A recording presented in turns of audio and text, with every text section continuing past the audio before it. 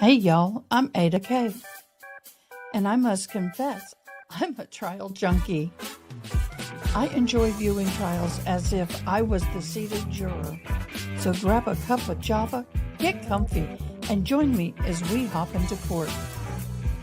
And don't forget to comment, like, and most importantly, subscribe. And if you're really enjoying the channel, please join our membership.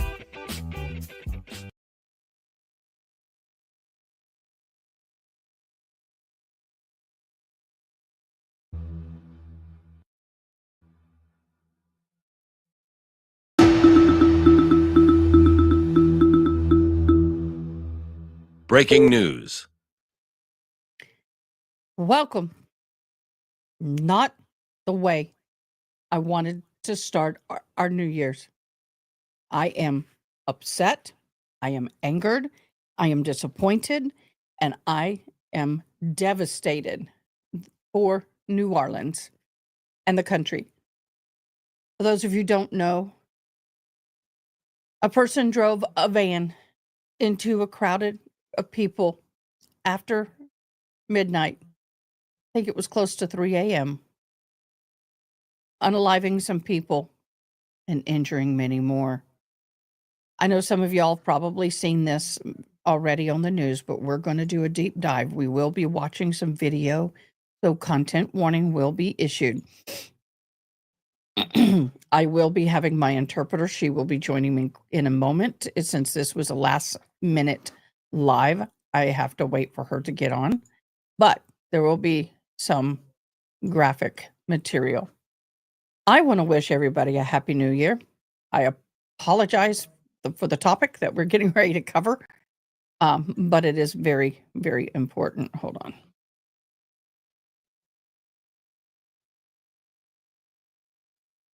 I have to do this. I have to put a warning up. My apologies.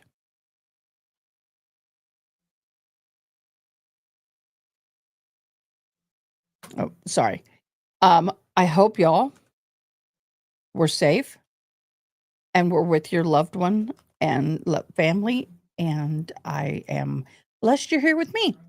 I'm just a little bit shocked, a little bit dismayed at the fact that we're having to deal with this today. Today's supposed to be a day of celebration. Last night was supposed to be a day of celebration.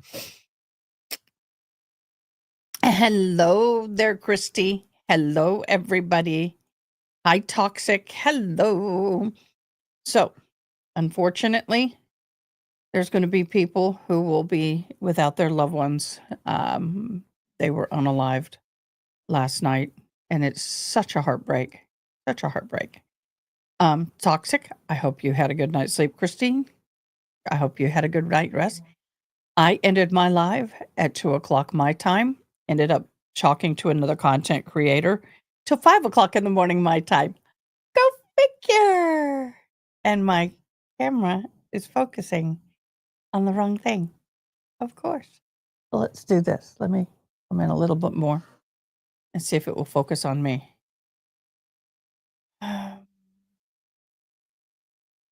Woke up sick again? I am so Mama Scrooge. Happy New Year. Happy New Year. Ah, don't break. I'm trying to get the camera to focus on me. Now it is, I believe. I have too many shiny things behind me. Behind me. Oh, maybe that will work. Why is the depth of field focusing so off? I noticed it last night. I'm going to have to fix that. We'll do that when the videos are playing. I should be in focus.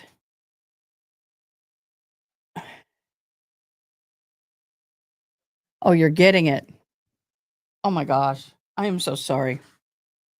I will fix the camera. I got to fix this. I don't know what's going on.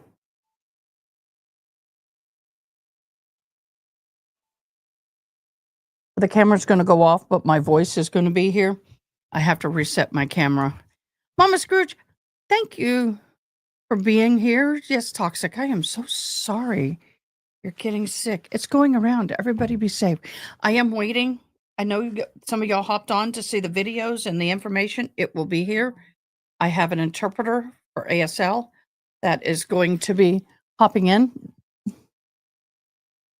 I'm waiting on her, but I can start showing video, I guess, because it does have captioning. Yay. It's fixed. Yay. Sometimes we got to reboot. I had camera problems yesterday. So I'm trying to get organized and settled. There we go.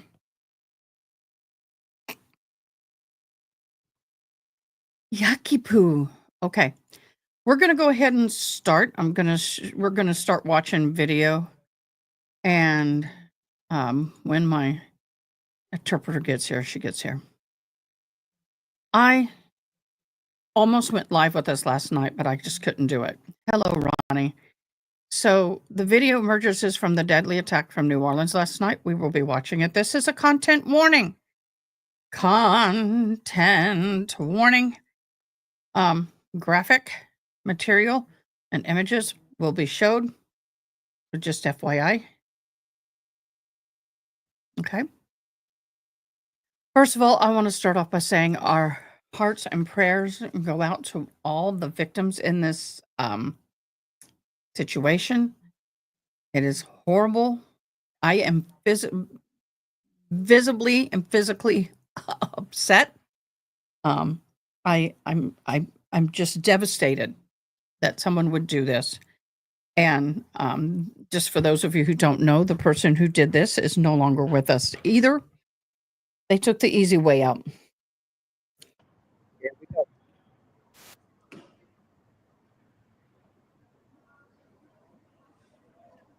Theo. Okay, this was taken from somebody's window.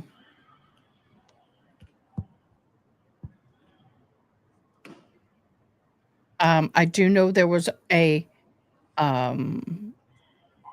exchange of lead shooter fire, and that's what you're hearing. And of course, you got fireworks going off. But that is the images of the police. We do have one. Okay, here we go.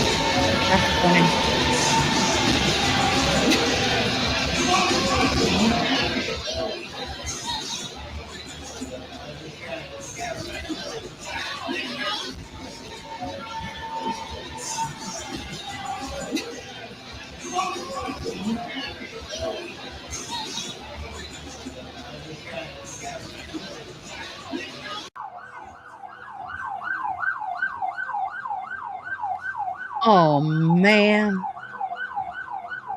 That's where he drove through.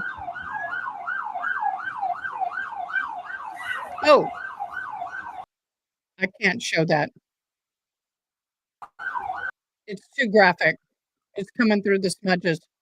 Can't do it. There's 2 deceasing victims on the ground. I'll do it quickly. Yeah, we can't do that. Sorry.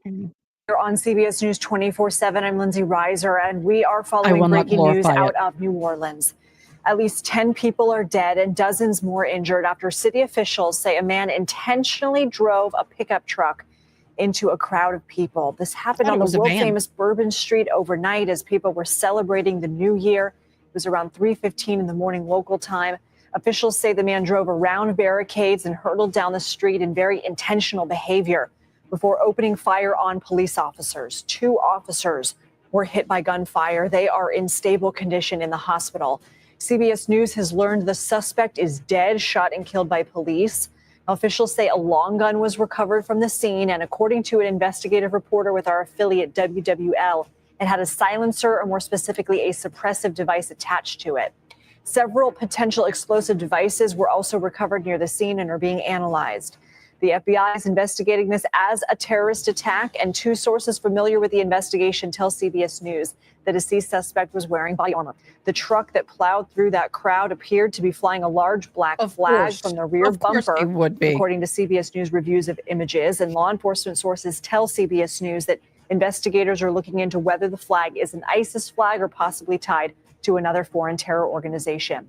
Anna Schechter joins us now in Studio 57. She's a senior coordinating producer for our CBS News Crime and Public Safety Unit. What is the latest you're learning about the suspect? The latest we can report the name of the suspect that investigators have homed in on. His name is Shamsud Din Jabbar, 42 years old, a U.S. citizen, resident of Texas. There are previous criminal record, including theft and driving with a suspended license. So we're starting to piece together the profile of the man who carried out this attack at this time. So chilling. It does appear that this person took some time to prepare for this, prepared the vehicle. It looks like there was a flag. Investigators are saying they're investigating whether it's an ISIS flag or possibly another terror group, foreign terror group's flag. Did this vehicle belong to the suspect? It seems the vehicle was obtained through like a ride-share app program in Texas. So it was like a rented vehicle.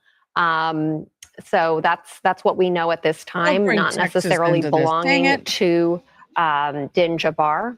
But that the vehicle was rented in Texas and then driven to New Orleans to carry out this attack. He was wearing tactical gear.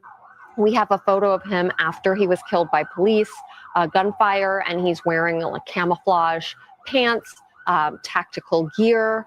According to law enforcement sources, the long gun that he had a device that acts as a silencer. So all of this points to premeditation and a will to carry out an attack that would inflict as much carnage as possible. And this suspect did open fire when that truck stopped, right? What can you tell us about that? That's right. So as the truck was ramming through people, the suspect opened fired. Police then engaged in gunfire. He shot 2 police officers. 2 are in the hospital recovering. Hopefully we'll make a full recovery. And then he was shot and killed by law enforcement. I don't know if it's clear or not, but was the suspect shooting while the vehicle was still in motion? Our sourcing indicates that it possibly was, that they're looking at that, whether while he was plowing through is the term that they used, plowing through this crowd of people. There were dozens of people there out and about. It was New Year's Eve or just after New Year's in the early hours of the morning.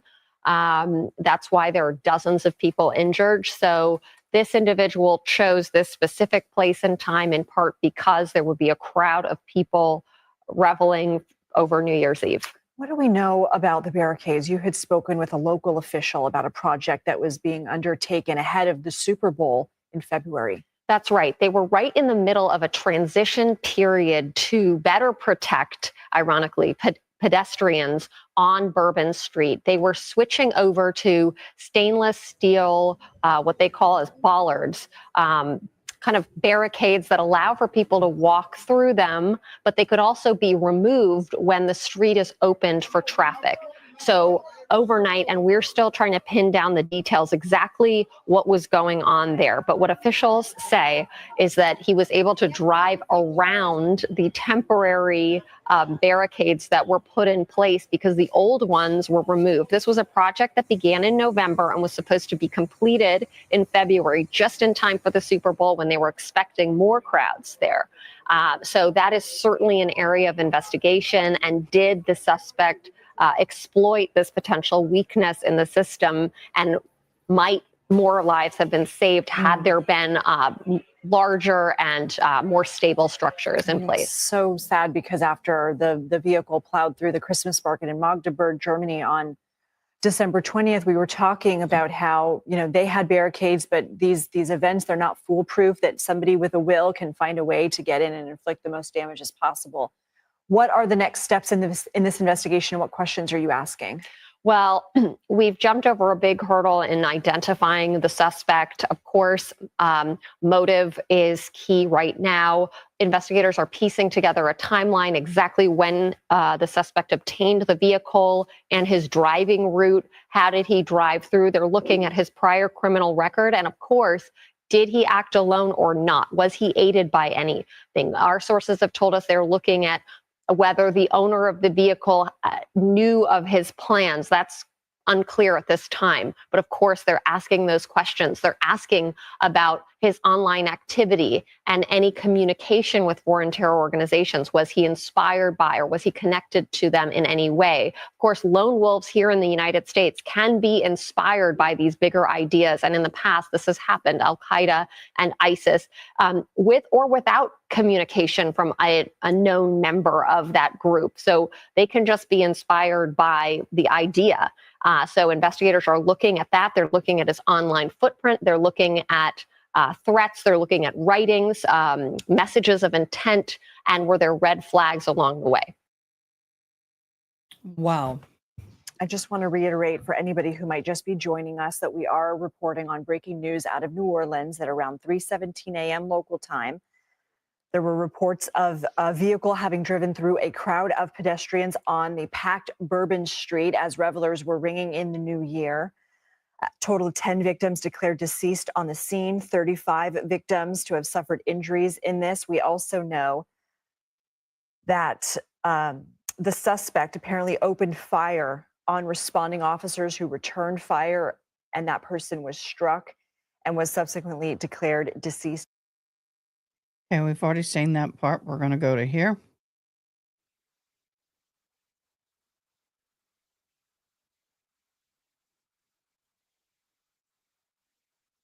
Over the Arc de Triomphe, with thousands of spectators looking on. And in Dubai, the world's tallest building. Oh, that was gorgeous, by the way. A stunning midnight show.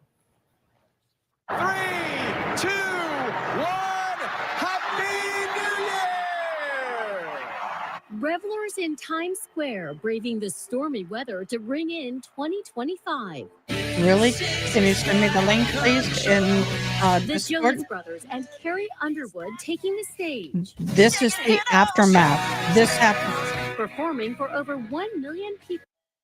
Okay, guys, I gotta answer the door, but this happened shortly after the ball dropped in New Orleans. Okay, he got it. So this happened right after I got off of my live. Right after I got off my live. I knew something had happened, but I had been on for so long. I was on for 16 hours yesterday, and I had to get some sleep. I didn't even go to sleep till after 6 a.m. But this took place last night, and it's devastating. At the crossroads of the world. First time we've ever come here, landed at 3 a.m., so we have no sleep. Really exciting place we've never been before, so we really want to see what it's like. The celebrations unfolding around the world. Hong Kong rang in 2025 with a massive fireworks display over Victoria Harbor. In Beijing, thousands gathered to enjoy a light show and live performances. The City of Light lived up to its name. Paris's Arc de Triomphe. Happy New center Year. stage Not a with good way to stunning start. Fireworks display. While London welcomed 2025 with fireworks. Hello, Miss weather Golden canceling events Girl. across Thank you the for UK. joining. And in Australia, one of the first countries to welcome 2025, Lady Di, let me know when you're ready. fireworks lit up the Harbour Bridge. Security was a top priority across the globe this year after an attack in Germany ahead of Christmas. A vehicle ramming Get back incident up a is little why bit, we have the Baker, sand trucks, and the you blocker go cars, and all of the that other way. resources that we'll have. So Center. we're very confident it's going to be a safe and enjoyable Can you evening move for all. towards your In New right? York City, the NYPD deployed thousands of Other way. officers, drones, and bomb-sniffing dogs to oversee the Perfecto. Times Square festivities. Grazie. Chicago ramped up security with police officers foregoing time off and working That's a extended biggie. hours. That was the final run for that particular crystal ball at Times Square. It is being retired after 17 years to make room for a brand new one to ring in 2026. Now to Puerto Rico, where power has been restored for almost half the people across the island. That's not what I'm Massive looking black for. What's your reaction just to the fact that this truck was able to make it onto Bourbon Street. We have at least one eyewitness Hold on, saying that the I'm normal skirting back. There we go. About this particular security photos. That suspect was allegedly caught shoplifting on Monday, but when employees their loss, ABC's Steve Osunsami We're jumping spoke till we with get there. Carter's grandson about his legacy and final weeks. The people who Jimmy Carter. I'm trying to get to it. to Los Angeles. Come on. Calendar kicks off with a high police Hold on, departments Diane. There and we go. agencies to help, because not only did they have New Year's Eve celebrations, they have a big parade today, the Sugar Bowl tonight, a very busy time in a place that is packed with tourists at this time of year, Morgan. Yeah, and Aaron, we know that this had been a top concern for federal officials. In fact, we are seeing just a large police presence on this live feed coming in. We know that their police were ramping up and preparing for this particular event, these celebrations like they do around the world here. But federal officials had been warning in the days leading up to these New Year celebrations about the possibility of these lone attacks, and this being a top concern. What do we know about that? This had been a concern, especially after the Christmas market vehicle ramming attack in Germany less than 2 weeks ago. And there were other reasons that the vehicle ramming attacks, federal law enforcement officials have been saying, remain a top tactic that foreign terror groups had been interested in carrying out. We also know that in recent days, law enforcement officials in this country had been picking up increased online chatter from ISIS propagandists that were calling on followers to try and carry out some kind of an attack. It's important to say, in New Orleans, the police have not released any kind of a motive. They haven't said, exactly what this was, other than it was intentional. And so that we don't know what it was, but you're exactly right, Morgan, because in recent days, especially after what happened at the German Christmas market, the possibility of a vehicle ramming was forefront in people's minds. The small vehicle that drove through Bourbon Street and Iberville appeared to have some bullet holes in it. So we don't know whether that was from police, whether there were others who were shooting at it, or what exactly happened. We're waiting for police to precisely explain. Yeah, we're waiting on that briefing. And Aaron, hold tight with me, because we understand that we have a potential witness who watched all of this unfold from the balcony. We want to go to that witness right now. And we have them on the phone. Good morning. So we're still waiting to get this witness on the phone with us. But, obviously they witnessed all of this, what we're learning unfold from the hotel balcony in Bourbon Street. Let's bring back in Erica Tursky, because Aaron, you were just talking about federal officials, being prepared for this and warning about this in the days leading up. We know that driver potentially still on the run, not in custody. What are we learning about this particular suspect?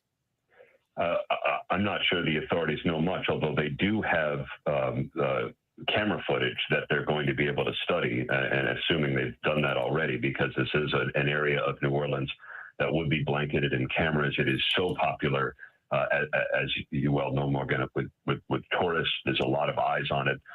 The New Orleans Police Department will no doubt be studying that footage and have done so already, as we've seen some of the images come out.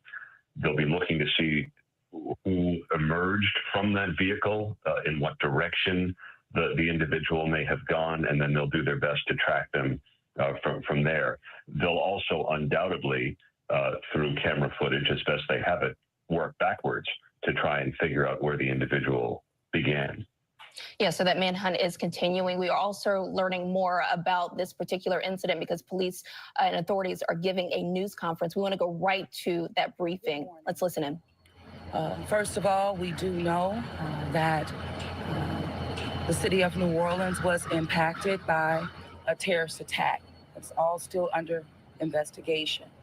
You'll hear more after me. However, I have been in direct contact with the White House, with Governor Landry, and of course a unified command who is present here.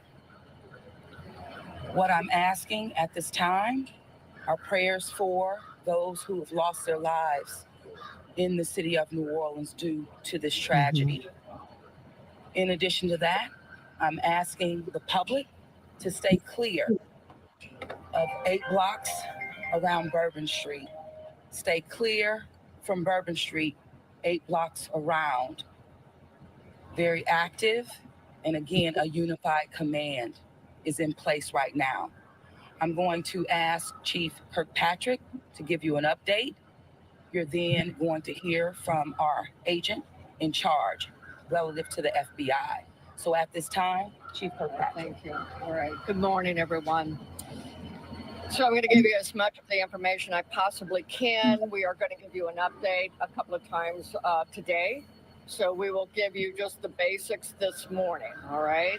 We had this event started at about 3:15. It did involve a man driving a pickup truck down Bourbon Street at a very fast pace, and it was very intentional behavior. This man was trying to run over as many people as he possibly could. Oh my God, she is old. DUI situation. This is a more complex and more serious based on the information we have right now. With respect to numbers, we have right now, and as you already know, this could change throughout the day. We do know that there are 26 injured people who are at UMC Hospital. We know we have 4 at Turo, 4 at Ochsner Baptist, 1 at Tulane. But even as I was walking out the door, I believe I have an unconfirmed additional people who have been taken to other area hospitals, possibly on the east side. But we will give you as many correct numbers as we can as the day progresses. It is a very tragic situation for me to tell you that we know we have 10 people that this man killed on Bourbon Street. That is why 10. We do not want anyone on Bourbon Street today. Wherever you see yellow tape, please do not violate this tape. This is in order to protect and stabilize the scene. We have information to a certain degree of the demographics of those who are in the hospital right now. We do not know at this point how many could be tourists versus locals, but from the information I have right now, it seems the majority are locals versus tourists. What I also can tell you is that this man, this perpetrator, he fired on our officers from his vehicle when he crashed his vehicle. 2 of our officers have been shot. They are stable, and we will give you an update on them. I have yet been able to go to the hospital. I will be leaving here for us to go visit our officers. We have called in every officer that we have. We have so much appreciated our partnerships who have also offered us staff. Last night, we had over 300 officers out here. And because of the intentional mindset of this perpetrator who went around our barricades in order to conduct this, he was hell-bent on creating the carnage and the damage that he did. I'll be right back. Because of the nature and the indices that we have on the scene, and we have enough information that the FBI will be taking over this investigation. And with that, I am going to be asking, this is the assistant agent in charge. This is Agent Duncan, Special Agent Duncan. And she has taken over this case on behalf of us and the FBI. As always, we will be in partnership with all of our partners. But Agent Duncan, if you want to have a few words, release. Thank you, ma'am. Good morning. My name is Alethea Duncan. I'm the Assistant Special Agent in charge for FBI New Orleans. As Chief Kirkpatrick said, we'll be taking over the investigative lead for this event. This is not a terrorist event. What it is right now is their improvised explosive devices that was found, and we are working on confirming if it's a viable device or not. As Chief Kirkpatrick said, we're asking everyone to stay away from Bourbon Street specifically from Canal Street to St. Anne. That is my ask. Once again, stay away from Bourbon Street, Canal Street, all the way to St. Anne until we can figure out what is going on. Our goal is to provide you additional information at the 11 a.m. press conference. Thank you so much, and we will be in touch. Yes, I will say that we want our community and our visitors to continue enjoying. There's so much to enjoy about New Orleans, and we are going to make sure that our routes in the Superdome are safe today for the game. And yet we had this tragic event, and we're sorry again to everyone in our community. But we do want you to go about the day, as we say, just stay away from Bourbon. Okay? Can you elaborate on the device? You did say something about the device. We actually are not going to be taking questions this morning until we have more information. That's why we will give you an 11 o'clock briefing. So until then, please hold your questions. We will give you everything that we possibly can. Okay?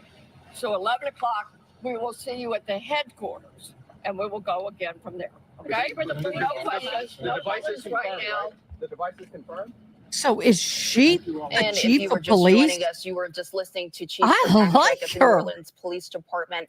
That's After at horrible least 10 for her, people for all of them were involved. killed in New Orleans on Bourbon Street after a car plowed into a crowd. We're learning that it was a man, a driver, believed to be a man driving at a fast pace. We heard the chief saying there that it appeared that he tried to kill as many people as he could. At least 31 people injured, taken to multiple hospitals around the city of New Orleans, at least 10 people killed. We also are learning this adds some complexity to the investigation here as well, that there was an officer involved shooting. At least 2 officers shot. They are in stable condition this morning. But obviously, you know, this is a horrific situation playing out just as so many people were celebrating the new year. I do want to bring back in ABC's Aaron Katursky. Aaron, you were listening to that particular press conference. This obviously heightens the concern, not just there in on Bourbon Street in New Orleans, but also around the country. What's your take on what you heard, and where does this investigation go from here? Because you've got multiple investigations at this point. You've got the officer involved shooting. You've got the driver plowing through the crowd there. We also know that the FBI is taking over on this. You know, feel free to jump in here, Aaron, with your thoughts. What are we thinking? Well, I think you heard the police leaving no doubt that this was an intentional act. You heard the police superintendent in New Orleans, Ann Kirkpatrick, say the individual, the man who drove a small white pickup truck very fast down Bourbon Street and plowed into a crowd, was hell-bent on causing carnage. He has killed 10 people. There are now 3 dozen that have been injured and taken to area hospitals, and she said those numbers could change throughout the day. You also heard that the man emerged from the vehicle and began shooting at New Orleans police officers. 2 of those officers are now in stable condition at the hospital. The superintendent is on her way to visit them, but the individual is not in custody. But the authorities are confident enough to understand the man's motive that they are now turning this over to the FBI. The local police called it an act of terrorism. The FBI did not use that term. Morgan, that reflects a legal difference for when the individual is caught and charged. That'll be a determination for prosecutors. But you heard the local police say they're confident this was an act of terrorism. They seem to know enough about who the individual may be, what his motive may be, that's what they're calling it. They also found a number of improvised devices, according to the FBI official on scene, and they're testing those to see what the viability was. But this seems to involve a number of things in a terror-type playbook, Morgan, of vehicle ramming, gunfire, improvised devices. It is very complex, and the first priority, in addition to treating the wounded, will be to try and identify and nab the suspect. Yeah, that urgent manhunt now underway. ABC's Aaron Katursky. Hold on just a second. I do want to bring in ABC's Josh Margolin. Josh, you're learning some breaking news about the situation.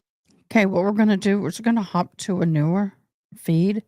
We'll go back to this Police now say the suspect opened fire at officers just moments after he plowed his truck into a busy crowd on Bourbon Street. The suspect is now dead after that gunfight, but it's still unclear if the individual was killed by police or took their own life. Let's bring in Paul Morrow, Fox News contributor and retired NYPD inspector. Paul, thank you for joining us. I want to get your take on this. It comes as we're just getting small bits by bits. We're hoping to get more from the FBI and, of course, a press conference coming, Paul. But the local New Orleans police media is reporting that the city council president, Helena Moreno, says that this attacker was, quote, not a local and was dressed in full military gear.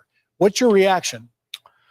So as you guys mentioned earlier, this is very reminiscent of the terrorist attack that occurred on the West Side Highway, executed by a guy named Saifullah Saipov. I was actually on scene for that, and it has a lot of that footprint. A vehicle attack on a holiday. In Saipov's case here in New York, it was Halloween. He couldn't gain access to the Halloween parade because of prophylactic measures that the NYPD had taken by parking trucks and other things to secure the event. And so he went along the West Side Highway, called an audible, and did what he did. This is very reminiscent of that. And that is, believe me, the kind of thing that's on the mind of investigators here. The FBI, as we know, has the lead. What they're going to be looking for this to be a terrorist event, and that's still a little vague, is for a connection to a foreign power. Paul, let me jump in. Fox News can now identify a high-level source within the New Orleans Police Department says officials have identified the suspect who drove the truck. The suspect identified as Samshud Din Jabbar. Now, Jabbar was carrying a Glock pistol and a .308 rifle that had been reportedly stolen in New Jersey. The .308 rifle was equipped with an optics and/or suppressor. There are at least 4 or 5 other suspects involved. That's a big detail right there, identifying, again, the suspect as a Samshud Din Jabbar, but 4 or more individuals also involved. This is becoming a different story, Paul. Yeah, and that tracks with the information that I've been receiving as well, including the identity. I would caution relative to the other people involved. Let's see how they've confirmed that and where they're going with that. The indicia there may be a little bit soft. And as we've learned so many times in the past, a lot of the early reporting on an event tends to be undermined as things clarify. But certainly the identity does look to be accurate. Doesn't look like he's from the area. But what they're going to be looking for here, and my suspicion is there's likely a manifesto or something like that in the truck or in his home or online. Somehow or other, he's communicated something like that. Because again, going back to the event that happened here in New York, there was a manifesto in the truck. This looks so reminiscent of that. I wouldn't be surprised if when they dump his computer and do various other things, they're going to find out that he was looking at that event and maybe decided that he was going to try to copycat it, essentially, because it really, really does track to that. And Paul, now learning that this individual did not act alone, and the earliest press conference we got with the FBI special agent telling us that improvised explosive devices may have been involved, this coordination would suggest perhaps that there could be an existing threat to the public and that the clock is really ticking right now for them to find out everything they can about this to keep the public safe. Yeah, my understanding is that there were 2 IEDs recovered at 2 different locations. They were pipe bombs with nails. Holy crap. They were placed in disparate locations, not at the location that the suspect did the event. And so that does argue that maybe there are other people involved, because that is a lot of planning and coordination for him to go plant those and then come to the location that, that he actually did the attack. But we'll have to see. Look, they are, I am sure, going at all of this very, very hard. You're going to have a lot of resources poured into this. A lot of people got woken up early after, New Year's Eve, and they're out there working right now. Not just New Orleans PD. You'll have Louisiana State Police. But in terms of the terrorism connection, for the FBI, I don't understand that statement that the FBI agent made early on, where she said unequivocally, this is not a terrorism attack. You have to admit to the possibility here that it's a possibility. And I think that it started to clarify in that direction. Wow. The FBI, though, again, for them to bring federal terrorism charges, they're going to need some sort of a connect to a foreign terrorist organization, ISIS, Al-Qaeda, or a foreign government. And that's what they're going to be looking for. Otherwise, just to posit this, Louisiana has a terrorism statute. And sometimes the state statutes are better. We use them here in New York. We see recently Alvin Bragg charge it in the case of the CEO murder of United Healthcare CEO Thompson. So, you know, these things are fluid right now, but it looks like the FBI has the ticket. And I would guess that they have some indicia here from inside the truck or this guy's background that he had a terrorist intent. And it looks like that's the way this is going.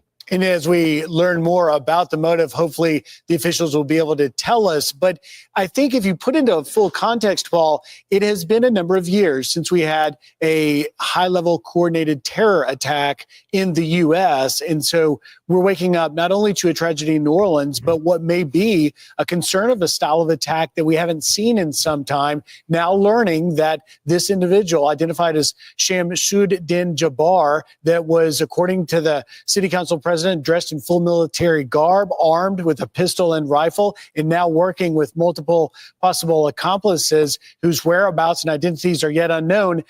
Are we at a moment, is this an inflection moment that we have sort of a threat that we've seen in the past now showing up today? You know, we used to have a saying in NYPD intelligence that the further we got away from 9/11, the closer we got to 9/10.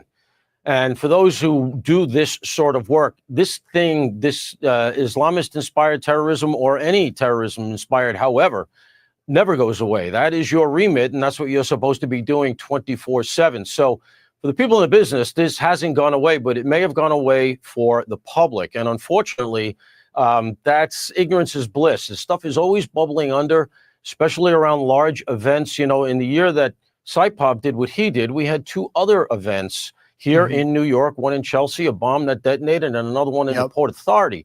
So these things tend to come in copycats. They tend to come in waves. We can't be blind to what has gone on in Gaza and things overseas. So while we may have been living in a little bit of a cocoon here, thinking that terrorism was in the rearview mirror, for those in the business, it hasn't gone away. And, you know, I can tell you that they've been on this and will continue to be. Paul Morrow, thank you for your time. We appreciate that. Okay. Welcome back, folks. We're going to take a quick break from this. I want to talk a little bit. But first, I want everyone to welcome Miss Diane. If you do not know us, Miss Diane and I are good friends. I am deaf without my hearing aids. And Miss Diane not only is a dear friend, but she's an interpreter. I also, too, interpret. But she is a part of this channel. So everybody welcome Miss Diane. She's been sick. We haven't been seeing much of her, but right now she's on the road to recovery. Yay! Yay! Yeah, me too. I remember last night I said I don't want to ever be in Times Square. And remember people saying the road, Times Square Street, used to be solid people, but we saw breaks and it looks like more blocks of people. This is exactly why. Because it prevents, if someone was to have done this there, it would have been easier for first responders to get in. Breaks up the crowd. Sir Winston Squeakerson, welcome. Appreciate y'all coming in. Haley, Ronnie, 80s Music Man, all of you. I can't catch everybody. Golden Girl, thank you so much. Karate Cat Mom, Melissa Webb, Gabby. Hey, Libby Boydston, welcome. Live update now. We are catching up and going to the live updates. This is heartbreaking. I did not go to sleep right away last night. I knew this had happened, but I'd been live for 16 hours. I was tempted to come back to the studio and go live again, but I thought, no, I had to get some sleep. Exactly. I think it's sad when that happens, that you can't go somewhere without the fear of this happening. Many young military men from other countries have walked in Yep. Exactly. And this is horrible. I I I thought I'd come into my office today, I gotta do a lot of cleanup from last night. I still got some food sitting over here. And, um, my heart is heavy. I guess you can sense that today. My heart is very heavy. Uh, this is just horrible. Absolutely horrible. And we are not showing this to glorify any of this. We are, wanting to inform and update people as to what's going on. It's also horrible, bad because now they have their, big football game today, which I was hoping to watch, and that didn't happen. I don't know if I'm gonna be able to. Okay, I'm gonna share this, and we're gonna get back to some of the news. Y'all leave some lovin'. Let me pause this. Super chats are greatly appreciated. Once a month, I do at the end of the month give away. Look at this cute Christmas one from this year. We have Starbucks tumblers, and last night's winner was Grandma's house. I give away a tumbler once a month. This month, it's going to be a little different. You're going to get 1 entry for subs. You're going to get 5 entries for membership, and you'll get 10 entries for every super chat. Every super chat. Yes. And part of the reason is because I need to start paying that lady right there. She does this for free, and it's a lot of work. This is her profession. You may buy Miss Diane a cup of coffee by going to buymeacoffee.com/lady She doesn't ask for this.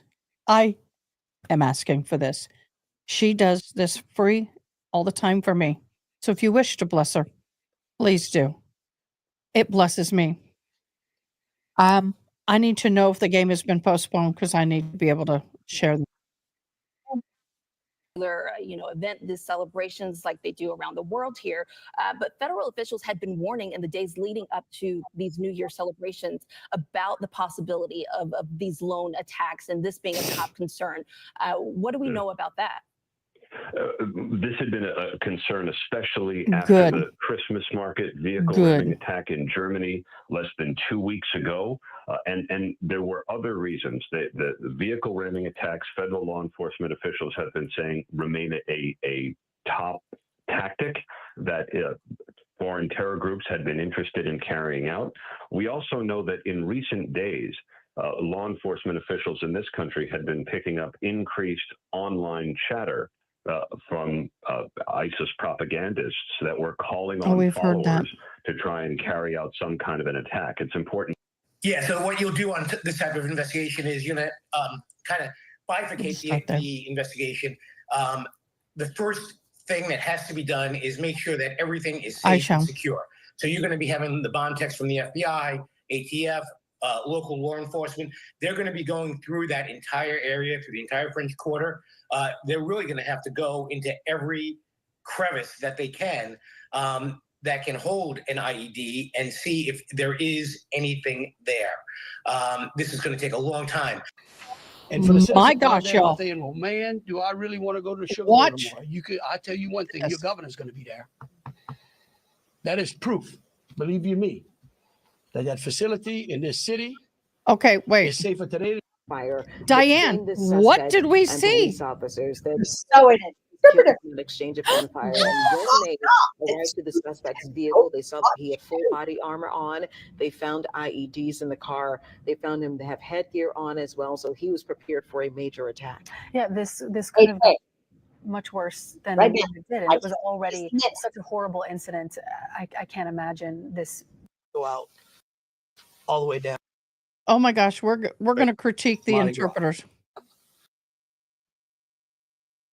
As we can get answers more Okay. Bourbon Street in particular. And also, what stops did he make Here we go. between Texas and Bourbon Street? Yes. Where did he stop? Did he stay? Did he possibly place any type of device that was intended to cause more tragedy and more damage? There are so many things that we don't know at this time, and I'm hoping that we learn more at 1 o'clock. Yeah, we know right now they're setting up for that press conference, and hopefully we'll get more information. And as far as I can see, it seems like every top official within the state and the city is joining several local law enforcement and federal law enforcement officers on that press conference. Is going to start in just a couple of minutes, and what we're hoping happens is we can get answers. We're going to more critique answers the as to what brought this interpreter. here, what kind of attack, why he brought this kind of attack here, and what his motivation was. So let's listen in right now. Hopefully, we can get some answers. We'll open up and then do a follow-the-runner show, and then we'll take 1 or 2 questions afterwards. Good afternoon, everyone. My name is Alethea Duncan. I'm the Assistant Special Agent in charge here in FBI New Orleans. Thank you for being here today and for your patience. New Orleans? First, I want to acknowledge the victims of today's horrific attack. The FBI and our partners are working diligently to investigate and find answers on behalf of the victims, the citizens and residents of Louisiana, and everyone visiting the city. I'm going to provide you some facts and information about what we do now. Real quick, Diane, are you seeing what I'm seeing? Hold on, let me get your voice on. I'm sorry, my bad. Say that again. An interpreter? Yeah. Y'all. But she's not following very well. Well, she's getting part of it. She's dropping some of it, but she's pulling in the most important stuff. Exactly. I know that all of you will have questions, and we will try to provide some answers. But this is an ongoing investigation that's rapidly evolving. So there are some questions I will be unable to answer at this time. The FBI is the lead investigative agency, and we're investigating this as an attack of terrorism along with our partners. Today at approximately 3:15 a.m. Central Standard Time, an individual drove a pickup truck into a crowd on Bourbon Street in New Orleans, killing at least 10 individuals and injuring dozens more. After hitting the crowd, he exited the vehicle and fired upon local law enforcement. Law enforcement returned fire and the subject was pronounced deceased at the scene. 2 law enforcement officers were injured and transported to local hospitals. The subject has been identified as 42-year-old Samsud Dim Jabbar, a U.S.-born citizen from Texas. He was driving a Ford pickup truck, which appears to be rented, and we are working to confirm how the subject came in possession of this vehicle. An ISIS flag was located on the trailer hitch of the vehicle, and the FBI is working to determine the subject's potential associations and affiliations with terrorist organizations. Weapons and potential improvised explosive devices, IEDs, were located in the subject's vehicle. Other potential IEDs were also located in the French Quarter. As of now, 2 IEDs have been found and rendered safe. The FBI Special Agent bomb technicians, as well as our local law enforcement partners, have been working to determine if any of these devices are viable, and they'll work to render those devices safe. The FBI, we are working with our partners to investigate this as an act of terrorism. We're aggressively running down all of the leads to identify the possible subject's associates. We're working to ensure that there is no further threat. We do not believe that Jabbar was solely responsible. We're aggressively running down every lead, including those of his known associates. That's why we need the public's help. We're asking if anybody has any interactions with Samsud Dim Jabbar in the last 72 hours that you contact us. The FBI is asking the public's help. We're asking anyone who has information, video, or pictures to provide it to the FBI. We've set up a digital tip line as well as our 1-800 number, 1-800-CALL-FBI. Please provide us with any information that can assist us in this investigation. Once again, thank you for your patience and assistance. For an updated statements or information, please check the FBI's website and our social media accounts. I will now turn over to Mayor Cantrell. Thank you. Thank you very much. She's definitely old school. Thank you, Agent, I like her. for leadership and the full support of the FBI. First and foremost, I want to express my deepest condolences to the families and loved ones that were impacted by this tragedy on Bourbon Street and in the heart of the city of New Orleans. And I know that the entire New Orleans City Council grieves along right with me, no doubt about that, and our people and our families. My priority will continue to be to ensure that victims that remain on Bourbon Street now will be serviced and removed as soon as possible. But as stated, the FBI is in charge of this investigation and are doing everything necessary to make this happen. I also want to acknowledge hearing from President Biden, all of our federal partners, but most importantly, calling Governor Landry this morning, responded with haste. And we do say thank you. And of course, a demonstration of a unified support is right here in this room. That's how we collectively responded to this tragedy in the city of New Orleans. The mission now is to facilitate, support, and coordinate safety procedures to keep our residents and our visitors safe. I've gone to the hospital along with Chief Kirkpatrick to visit our police officers, and considering their injuries, they're doing well. As I mentioned, this investigation is ongoing, and the FBI remains the lead in the investigation. It is an active crime scene as well. We are committed, no doubt, to uncovering all details surrounding this tragedy. And we're taking every necessary step to put even more safety procedures in place, especially given the nature of the investigation. I'm going to ask people to do not go around our secured area if there is no essential need to do so. It matters, and again, it is an active crime scene. I also want you all to know that the Greater New Orleans Foundation has set up a fund to assist victims, and that information will be provided to you. Thank you, Ganoff. Again, I want to thank this unified team.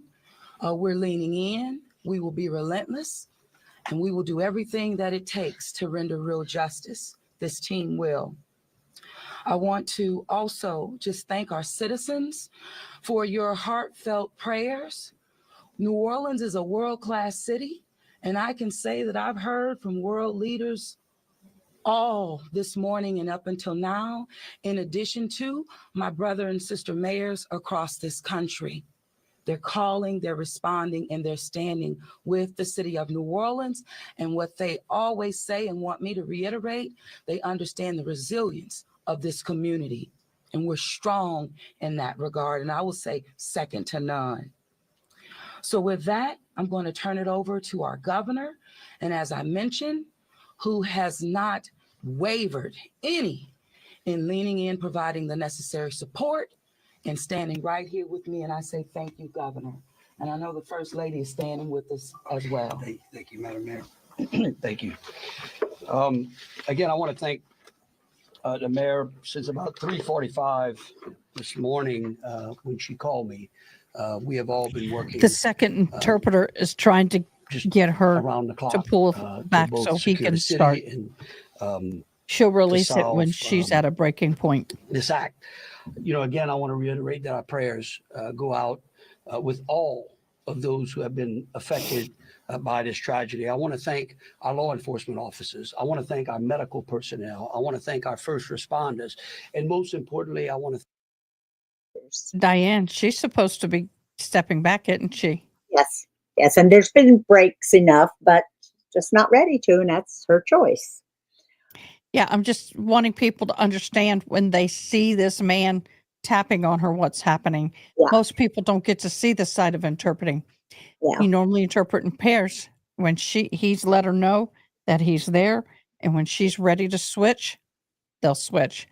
That's just a process that most people don't get to see. The reason is that lessens the chance for mistakes, because interpreting, taking it in, changing it, producing it while you're listening to it is very mentally challenging.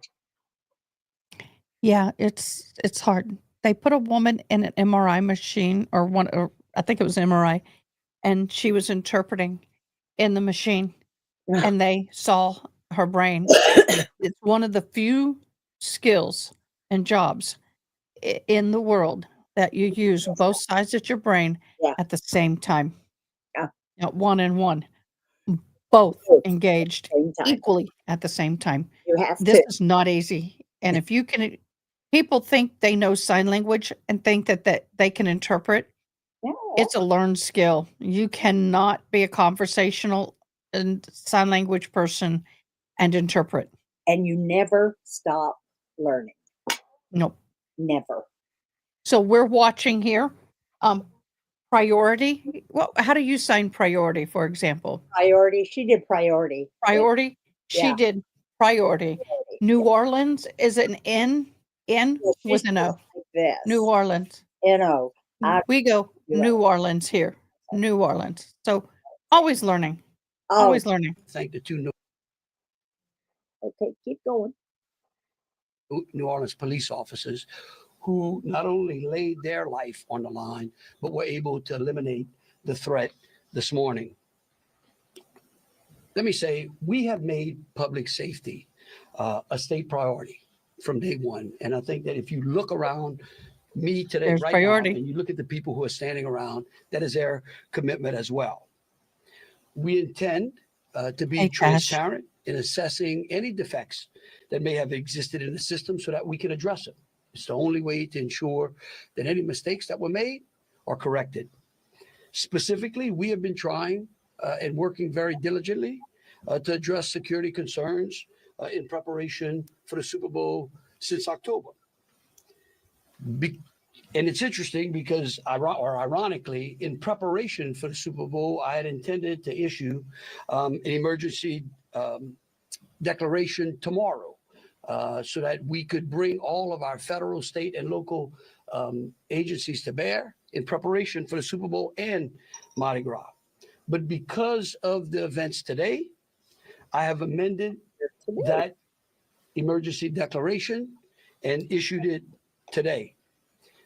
So again, that declaration will allow our federal, state, and local partners to bring all of the resources necessary to get this city safe. In light of that executive order, I've also ordered the mobilization of a military police company. I've asked General Freelou to mobilize a military police company to assist both New Orleans police and Mobilize LSP would be to move, and right? the FBI. It is important for our citizens. I need to ask you, Diane. Immobilize would not be support. No, immobilize or mobilize. So you're immobilizing, moving people into place. Yeah, you're mobilizing. You're right. Okay, she did support. Yeah. I'm just and everybody's in different territories, parts of the U.S. When we sign a little different depending where you live. Yeah. And guests of this state to know that we're doing everything we can to secure their safety in this city. We want to make it clear the Superdome and the surrounding area is safe. But I've always said that the safety of this entire city is something that is always paramount to me. With that, I would like to turn it over to Jeff with the Super Bowl. Jeff Dunn. Now sports is coming up. She's giving it to him. Diane, if I was an interpreter and I had a male interpreter with me and they're going to talk about sports, I'm transferring. You can have it. I mean, I can do it, but you got this, babe. He's going to do it. Your turn. Your turn. Let's see how he do. I'm just glad to see an interpreter. I know. Good afternoon. This, by the way, Obviously, ladies and gentlemen, we wish we weren't. I want to explain something here real quick. This information we all want to hear. You might want to interpret this. Sorry, Diane. By the way, love the glasses. We never see this. Most of the time, what happens, I can't do it. It won't let me. Most of the time, what happens is it gets cut off right here where the interpreter's elbow is. The camera zooms in and the interpreter is no longer in scene. They have him all the time, but they get cropped out by the news media. This is a rarity and a blessing for the deaf community.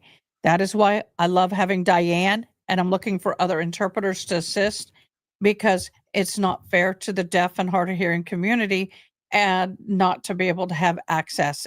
And so New Orleans, I really want to give a shout out. I know you won't hear it. I know you don't care at this point. Thank you so much. You were doing it right. And for WWL TV, wonderful job. Here for this reason today. The Sugar Bowl Committee has a 90-year history of being a good corporate citizen for the city of New Orleans, and that's why this tragedy hurts us as much as anybody right now. So our condolences, thoughts, and prayers go out to the victims and their families as we all work through this. Of course, anytime we have a major event in the city of New Orleans, public safety is paramount, and we have full faith and confidence in the governor and the mayor and all the assets, the federal, state, and local resources that they've applied to this event so that we can ultimately bring those responsible to justice and carry on with the major events that we have in front of us. Speaking of which, we were scheduled this evening to have a CFP quarterfinal played in the Superdome at 7:45. We have been in consultation with ESPN, with the college. Okay, we have a question, Miss Diane. Karate Cat Mom. I'll let you answer, Diane. I can't read it. Hold on. So, is he now interpreting differently than she did? Men always interpret differently than women. Always. He's a little faster than her. His sign choices are a little different than hers, but he is still presenting the concept correctly. So, yeah, he's a little different, but then, men always interpret a little. Okay. When you go from English to French and French to English, that's translation. It's more of a word to word. Nada in Spanish means none. Back and forth. It's a word for word translation. ASL is a concept. It's a visual language. And so there are many ways to say it in sign language, but keep the same concept and understanding. What you're noticing, though, here is he is listening more and shortening it and giving the point and not signing more word to word. There's signed English. Signed English is closer to what Miss Diane is doing right now. She's signing pretty much word to word. But if she was to switch to American Sign Language, it's concept. And so she's listening to what I'm saying, getting rid of all the unnecessary words and going straight to the point. Just giving an example. Yeah, and that's what you're seeing here. He's doing what's known as chunking. Chunking. I couldn't remember the word. Thank you. chunking. Okay, here we go. Football playoff with the Southeastern Conference, with the University of Georgia, with Notre Dame. All parties and all agree that it's in the best interest of everybody and public safety that we postpone the game for 24 hours. Work is fast about to set up a safe and efficient and fun environment for tomorrow night.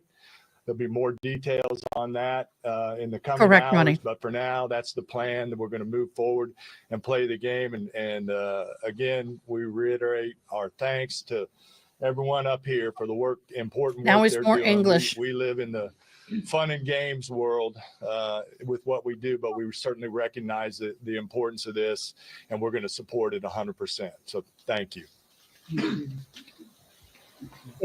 I can bring up Senator Kennedy. Hello, Senator Kennedy. Boy, you look like a Kennedy. Yes, he does. I wish I understood better why bad things happen to good people. If I make it to heaven, I'm going to ask. For those people who don't believe in objective evil, all you have to do is look at what happened in our city early this morning. Evil. I am, if this doesn't trigger the gag reflex of every American, every fair-minded American, I'll be very surprised. I'm here because these are my people. I'm here because these are my people's friends. I'm here because there are a lot of Louisianians that are scared tonight. I don't want them to be. There's a lot of information going around. Some of it is actually true. Some of it like isn't. that. The federal government is now in charge of this investigation. By that, I mean the White House, the FBI, the Department of Homeland Security, and the Department of Justice. I have not talked to the FBI. Maybe they've talked to my staff. I don't know. I did talk to the Secretary of Homeland Security a little while ago. And I told him that with all the respect I could muster, that we expect to put the full force and resources of the federal government behind this investigation. Our state troopers, our local police departments, our sheriffs, we've got many sheriffs here today, have been terrific so far. Federal government is cooperating with them. I hope that will continue. Here's what I want to ask from the federal government. Catch these people. Catch these people. And then tell the American people the truth. Now, I don't want you to tell us yet anything that's going to interfere with your investigation. And there are things that I've been told that I think are true that I'm not sharing with you today because it could interfere with their investigation. But after we get to the bottom of this, they need to tell the American people the truth, and the people in New Orleans the truth, and the people of They America. owe it to New Orleans. I think the mayor and the governor are very wise to postpone this ball game for 24 hours. There's just too much stuff we don't know, and it's just not worth it. But I guess my final point is, I will promise you this. I will, when it is appropriate and this investigation is complete, you will find out what happened and who was responsible. Or I will raise fresh hell. And I will chase those in the federal government who are responsible for telling us what happened, like they stole Christmas. Thank you, Senator They stole New Year's. Congressman Carter, I think. Thank He you, has Governor. got- Thank you, Mayor. Thank you. I will tell you, one of the hardest things when you start interpreting like this is jumping in and getting a rhythm and people changing their way of talking and changing. So when he started, he was chunking. And now he's gotten in his groove. He's more signed English. Am I right? Yeah. Yeah. And we go back and forth. You do. You do. And I thought it was really funny. She did mayor here. He did mayor here. It's Yeah. this is not really mayor. I do mayor, Mayor? governor, I do governor. governor, mayor, Mayor? government. Yeah. The office of mayor, the mayor office, not the person, but the position. So, yeah, but yeah, I like this. Hey, what is this here is silly? Silly. Yeah. But what is it when it's down here? Not Well, play. Continue. It can be continue. It can be. Okay, that's what I was looking for. It's a I concept. saw it in a book. Yeah. Senator Kennedy, thank you to all of our law enforcement agents. And now he said, "Give me my coffee." Job, for stepping up at a time when we needed you most, for employing the resources of all of our partners. This is all hands on deck. From the White House all the way down. I've been in communication with the White House since early this morning. Secretary Mayorkas, leaders in all of our federal, local, and state agencies. The president has made it White very clear House that he down. intends to bring every resource to bear to not only tell the truth, but to provide the resources to bring these cowards to justice. I want to personally thank the men and women in uniform who put Yay, their Sir lives Winston on the line Squeakerson. to protect our citizens and our visitors. To our mayor and our governor for acting expeditiously and bringing us all together. To our sheriffs from the surrounding areas who have been Johnny on the spot, recognizing that if it happens in New Orleans, it can happen anywhere. Yeah. We don't have the luxury of being myopic. In this community, we work together. We don't point fingers. We don't blame. We go after the bad guys. Yeah. Let it be clear that the full faith and credit of the United States and every agency therein is on the ground working. And for those who may have played a role in this horrific act of cowardice, we will find you. We will bring you to justice. New Orleans is a place that heralds its ability to protect its citizens. Oh, no. Ability to manage major events, Super Bowl, Sugar Bowls, Mardi Gras, Jazz Fest, Essence Festival, you name it. No one does it better than law enforcement in New Orleans and in the surrounding area. They gonna get big Kudos trouble. to those two officers who've been wounded. Our hearts go out to those who lost loved ones. Our hearts go out to those who are They say it's up to 15 people. and on the mend in the hospital. Citizens, now's the time to stay calm, to be vigilant. This is not a time to come out to sightsee. Listen to your federal, local, state officials. Be vigilant. If you saw something, say something. If you know something, tell someone. There are tip lines, there's information available. Please, all It may hands on deck. rise Rest considerably. assured that the decision that was made to postpone the game was not done lightly. It was done with one single thing in mind: public safety. Making sure that the citizens and visitors of this great city, not only for this event, but for every event you come to in Louisiana, that you will be safe. And we will use every resource possible, as the governor has said, as the mayor has said, and every law enforcement agent here has said.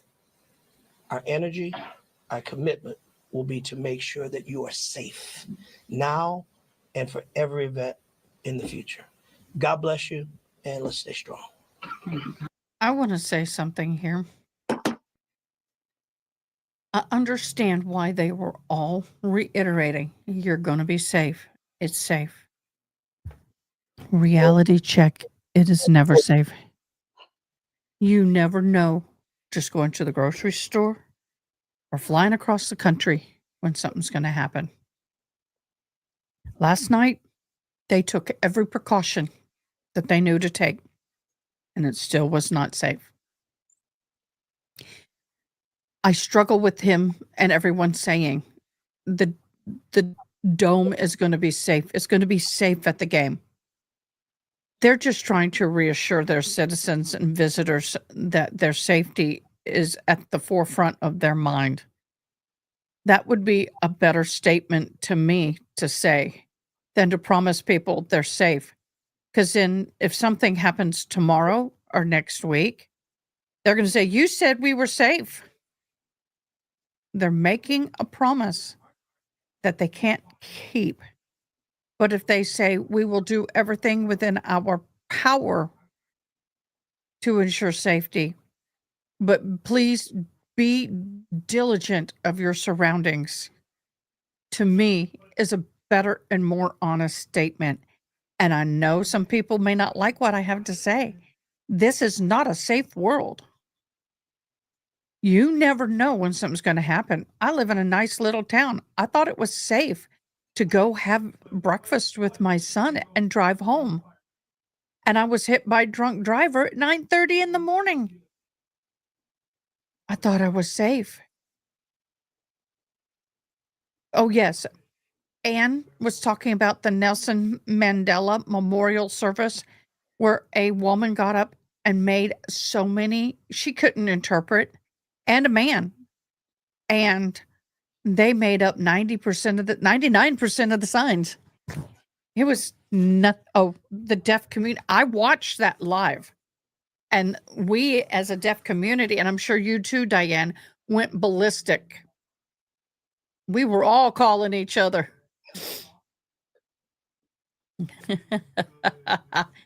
We were. There was a few choice words. Okay. We're going to get back to this, but I wanted to make that point. You're not safe in your home. That should be your safest place. The street behind me, middle of the night, little girl was sleeping at her grandmother's house. A fireman who was off duty got drunk, lost control of his vehicle, slammed into the room, and she eventually died from her injuries. They thought she was safe sleeping in the room. So when people make these comments, please understand, we still have to do a due diligence and look out for ourselves. But New Orleans and Louisiana, I appreciate your efforts. You've heightened those efforts because of the situation. My heart goes out to the families. Unfortunately, if we hit 20 unalived people, it would not surprise me. We had over 20-something people injured and 10 deceased. Now we're up to 15. The numbers may climb.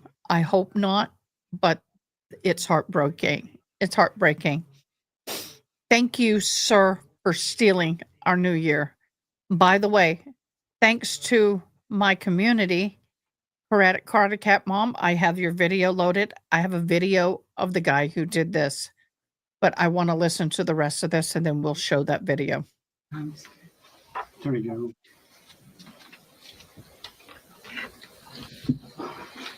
I first want to extend my sincerest condolences to the families of the victims. Parents got a phone call early this morning, that no parent ever wants to receive. And as a parent of children who come to New Orleans and spend time here, I know that that is just something that, we hold our breath sometimes till they're home safe, and some people did not come home safe. And we also have some people who are fighting for their lives right now in the hospital. So I'd ask everyone to pray for them. They need our support and they need our prayers. This was a heinous act, a heinous, cowardly act, and we will find them and we will bring them to justice. My office will be providing both investigative and prosecutorial support to the city of New Orleans, to the district attorney, Jason Williams in New Orleans, as I have done for months. We will continue to do that. We will provide the governor with whatever support that he needs, and the governor's office of Homeland Security, whatever support that they need. I'll be here to help. I will be here to stand with the city of New Orleans. We will bring them to justice. Thank you. Thank you. Justice is fair. Thank you. Thank you, Governor and Madam Mayor. For those who Justice. do not know me, my name is Ann Kirkpatrick. I'm the Chief of Police of New Orleans. My I title, love official title her. is Superintendent, but my role is as Chief of Police. You know, you've heard some of the details today, and over the last 24 hours, we had approximately 400 officers in the French Quarter. And as we know, this is not just an act of terrorism. This is evil. And when we face evil, we have a choice. We can run in fear, or we can indeed stand in strength. I like you. In a time of crisis, people are looking for leadership. Evil. You are looking at the leadership. Evil. And I promise you, as the Chief of Police of this city has been tried by fire before. But fire purifies. Fire makes things stronger. We have a plan. We know what to do. We are going to get these people. There is a path forward. Very pleased that we will be back to having a wonderful game tomorrow night. New Orleans police have proven their ability to make the city safer. Just 2 years ago, we were the murder capital of America. Today, from that time 2 years ago, we have driven our murder rate more than 50% down. So we have a track record. But this is different because it's terrorism. Now, I want to thank all of our law enforcement partners. You're fabulous, and we appreciate the partnership. But last night, 3 of our officers engaged this terrorist who shot at them. 3 of the officers returned fire. Those officers did not run in fear. I liked what the mayor said this morning. New Orleans police and all law enforcement is built. We are built for dealing with evil, with things that would cause others to be in fear. But instead, our officers, and last night, NOPD particular, stood strong. They did not run. They did kill the terrorist. We have 2 officers indeed who received gunfire. They will be okay. We have personally gone to see them. But this is leadership for you. And I promise, as the Chief of Police of this fantastic city, that I will be strong and firm and fearless. Thank you. Thank you, Chief. Thank you. In wrapping it up, I want to just close with a couple of things. I want to thank Senator Kennedy and Congressman Carter. I want to thank again all of our law enforcement officers out there.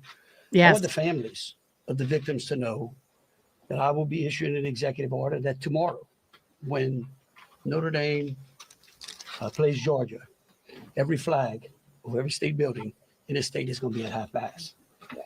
In remembrance of them, but remembering something else. That fear in this state is a liar. And these folks right here are going to make sure that justice is served. And for the citizens out there that were saying, well, man, do I really want to go to the Sugar Bowl tomorrow? I tell you one thing, your governor's going to be there. That is proof, believe you me, that facility in this city is safer today than it was yesterday.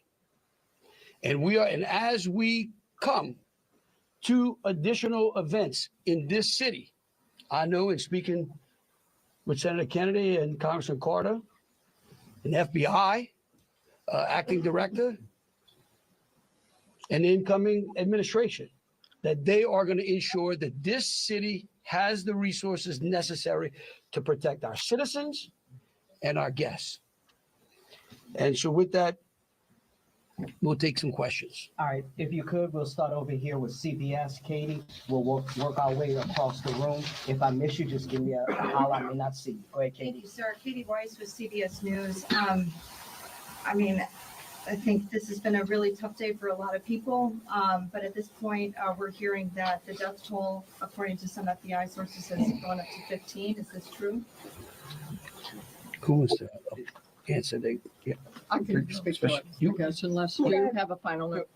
We do not have a final number. We know that we have confirmed 10, but we did have people who had been transported who were in critical condition. And so I do not know that, but I can confirm 10. And one quick follow-up question, if I may. We know that there have been some local records in Texas about a misdemeanor background on this suspect.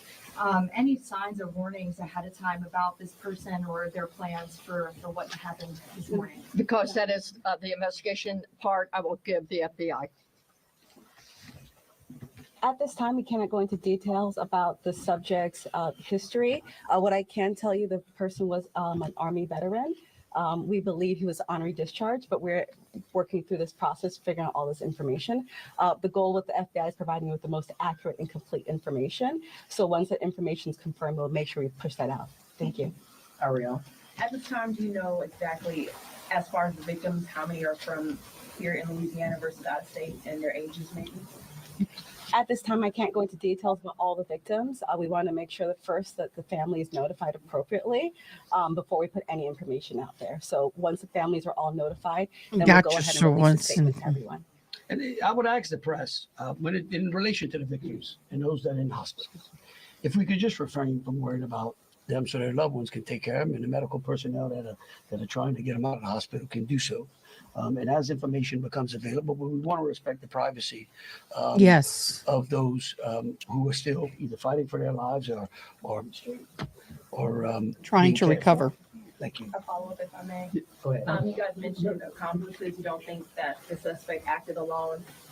About how many more suspects are you guys looking into at this point? It's a range of suspects. And right now with the FBI, we do not want to rule anything out. So that's why we're asking if anyone has had any interaction with the deceased subject Jabbar in the last 72 hours, provide us with this information. You can provide us that information through 1-800-CALL-FBI or our digital tips line, which is available on our social media website, as well as the big FBI website. Can I say something, Riker? Tell me who you're with. WDSU. WDSU. Okay, and CBS. NBC's over here on the right. Oh, that's unusual position. I don't get it. You wouldn't. Look, the FBI is not going to be able to answer those questions. Okay. They will eventually. I promise you. Okay. Once the FBI has a chance to investigate all this, along working with state police, working with Homeland Security, working with the city of New Orleans. He's putting them they're in their going to place. Tell you what happened. I can promise you that. Or I'm going to raise fresh hell. But right now, they're in the process of trying to catch the other bad guys. And I want to give them the benefit of the doubt for a while. 26. Whoop. There it is. I had a question about the victims. I know there was obviously gunfire exchange. So I guess how many victims were shot and then how many were injured? Look, again, let me reiterate both. Again, we're not going to give that information. They may not even have that information yet. They have not visited every victim yet. They're permitting medical staff to take care of these people.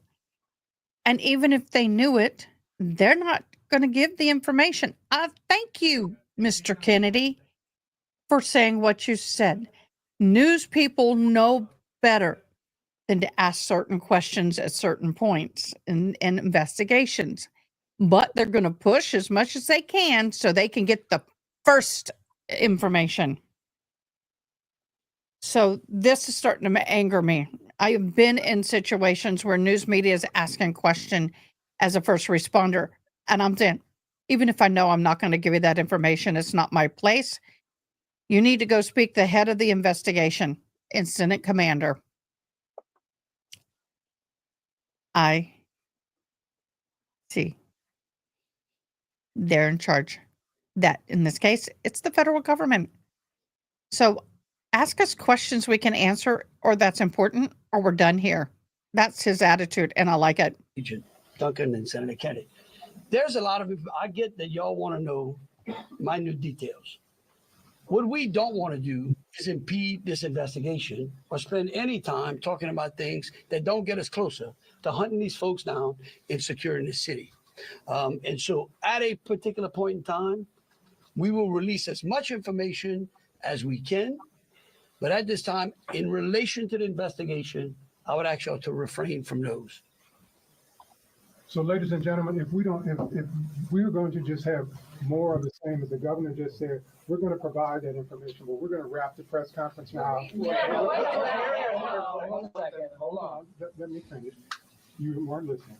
If all of the questions are more of the same, what the governor just said in position, we won't be doing that to provide that information. And if you have a quick different question, then let's do that quickly and move on. Okay. Ma'am, hold on. Then who was next? We had over here. An interpreter nightmare. It's total interpreter nightmare. Wall Street Journal, you said you are confident there are multiple suspects involved. What makes you confident in that? Well, like, why would we tell you that? Again, again, we want to answer pertinent questions, but anything that would lead to impeding or endangering this investigation is not going to be said. Okay. And we will, as information unfolds, this is a very fluid process. And remember something too. We're doing two things. We're hunting some bad people down and we're securing the city too. We're getting ready for a Sugar Bowl tomorrow. So if y'all would, again, if you have questions regarding Sugar Bowl, the safety of the city, or something to that effect, we're happy to answer. Over here. Okay, go ahead. Go ahead, Alyssa. Usually in parts of the French Quarter, specifically in parts of Bourbon Street, there are bollards. We're hearing that some of those may have been down because of repairs. Can you speak to that? And maybe was there any backup option of putting a truck there or NOPD car there?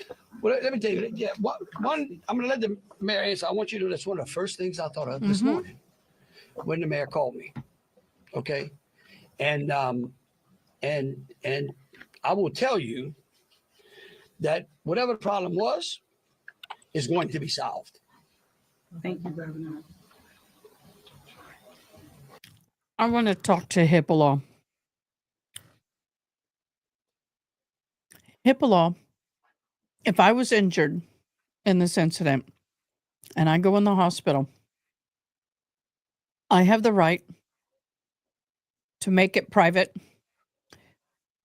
Even if people know my name, my family know I'm there, and they call and they ask me for the operator to connect to my room. If I have it checked that I don't want anybody to know I'm there, they're going to say, sorry, we don't have anybody by that name. A lot of times in these situations, victims that end up in a hospital are advised to do that immediately, or their family, if they're incapacitated and they have a family member with the power of attorney.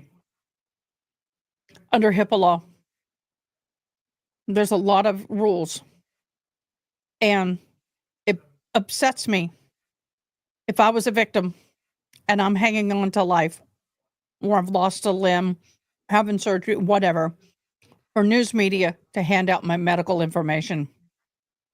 How many are alive? How many are deceased? How many were hurt? That's fine. Conditions should not be released without the permission of the patient or the person with a power of attorney. Period. End of the discussion.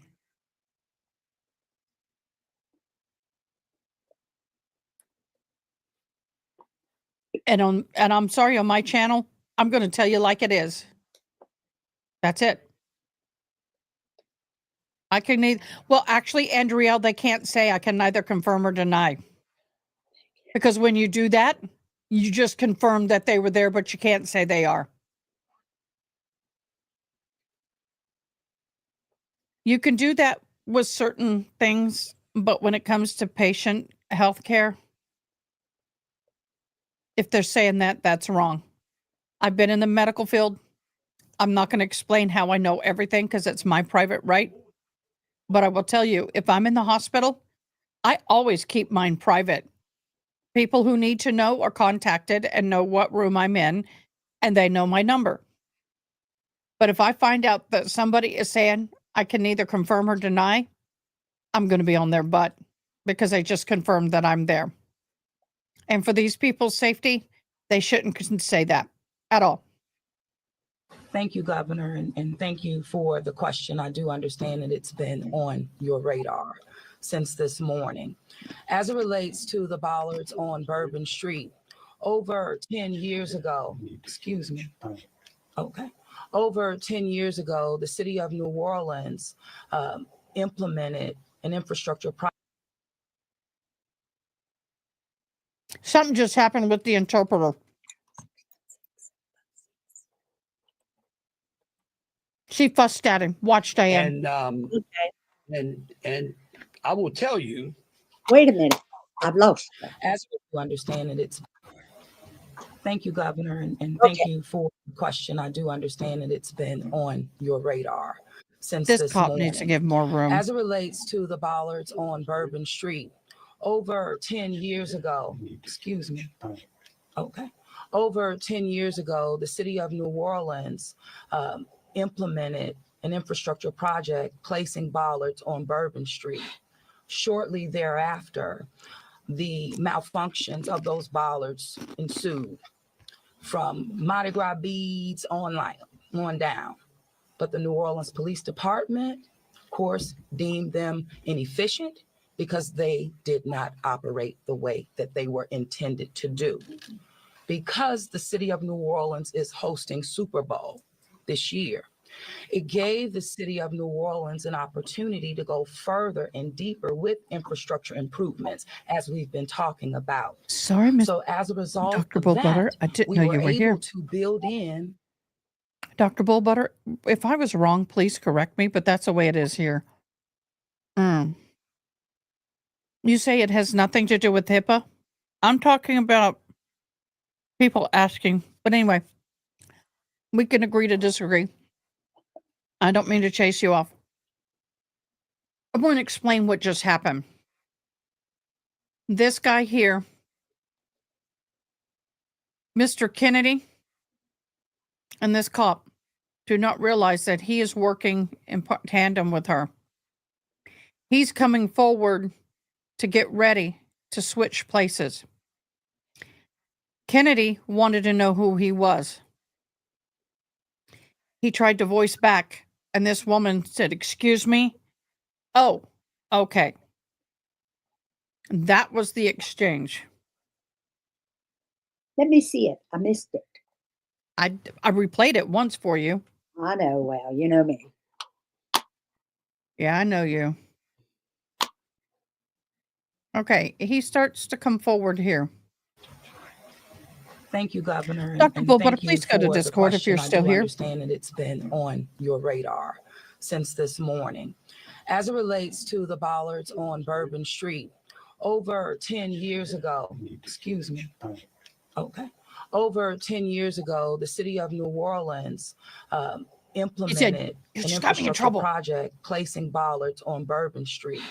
Shortly thereafter, the malfunctions of those bollards ensued, from Mardi Gras beads on down. The New Orleans Police Department, of course, deemed them inefficient because they did not operate the way that they were intended to do.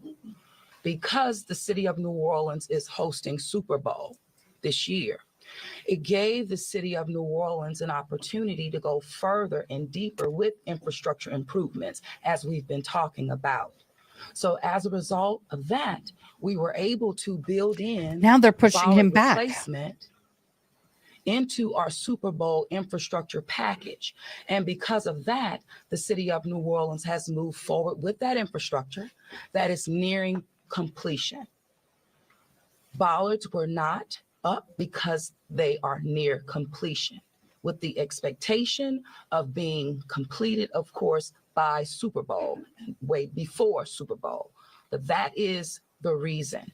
Now, the New Orleans Police Department and Chief, you can speak to the deployment to respond to our needs and existing conditions. All right, so we have been aware of the bollard situation for a long time, and we did indeed harden those target areas where the bollards are. We have patrol cars out there as a hard target, as well as with barriers. Now, I want to share with y'all, if you did not know, that this particular terrorist drove around onto the sidewalk and got around the hard target, where he did have a car there. We had barriers there, we had officers there, and they still got around. Now, the wedges that you see out there as well, we knew that that had malfunction problems. And I want you to understand, let's say we put the wedge up and it got stuck. There is no way that ambulance could get in or out. People couldn't get in and out. So we knew that these were malfunction.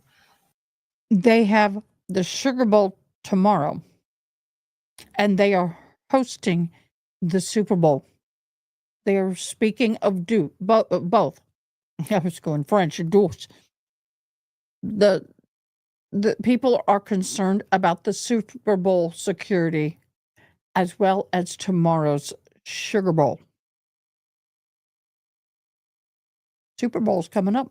So we did indeed have a plan, but the terrorist defeated it. A follow-up, if I may. Let me just say this. We recognize we got a problem right here, right? We're going to fix it. It is going to be a top priority as we go into the Super Bowl and Mardi Gras. And the solution that we're going to come up with is going to be a permanent one. It's going to be placed into the standard operating procedure of having major events and securing that quarter. A follow-up, if I may. Obviously, Sugar Bowl postponed till tomorrow, but I'm sure after that game, a lot of people are going to want to celebrate. Are there plans to keep Bourbon Street closed? What does that look like? So right now, Bourbon Street is an active crime scene, and the FBI is in charge of it. When they clear it, and it does not become an active crime scene anymore, we're going to open it up. Can we ask Behind this barrier is the that's what you deceased wanna call it. Is this a private person security who like did this. Blackwater? Also, would that be a first that a private security firm is mobilized to supplement local and state law enforcement? No. We're not. This is our National Guard. Yeah. These are our citizens that we're bringing in. It's a military police company that we recognize. We need some more resources. We need some more boots on the ground because, again, what we're doing now is twofold. We've got an active investigation and we've got enhanced security. Before this event, we were just enhancing and working on security. So we brought some additional resources. Jesse Kurtz with NBC News. Thank you for holding the press briefing. I just want to clarify something first. You were just talking about bollards that are being repaired. Talking about Same thing on Poydras and all the accesses into the Superdome. We're going to stop this point because it's going to get into a bunch of other news media interpreting what they have heard. Dr. Bullbutter, I hope I did not offend you. I may have misunderstood what was being said. A lot of it does not. A lot of it is not a lot of HIPAA law. But I just know that while we're watching this, she goes, it got nothing to do with HIPAA. Oh, let me see.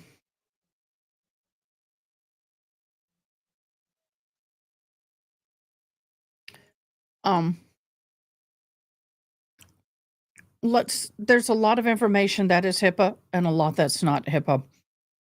But they cannot disclose medical information without consent from the patients. That is HIPAA.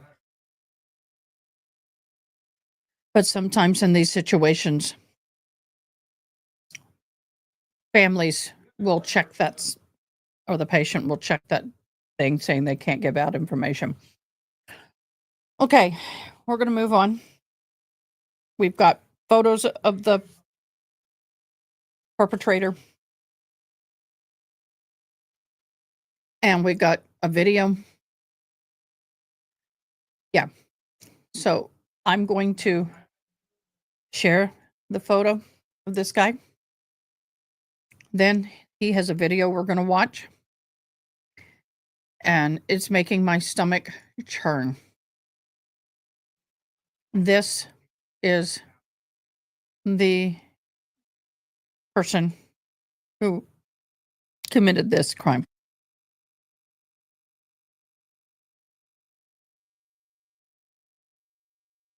The suspect has been identified as Shamsuddin Jabbar from the New York Post. And then here is a video of him.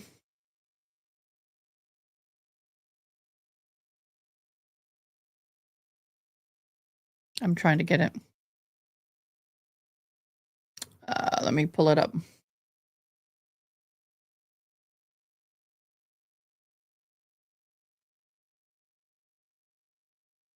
Let me back it up.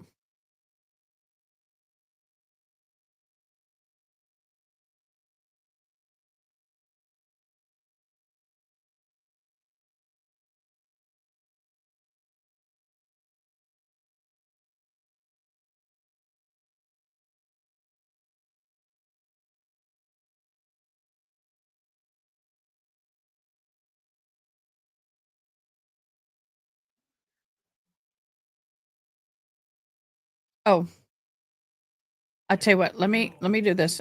I have to take an emergent comfort break.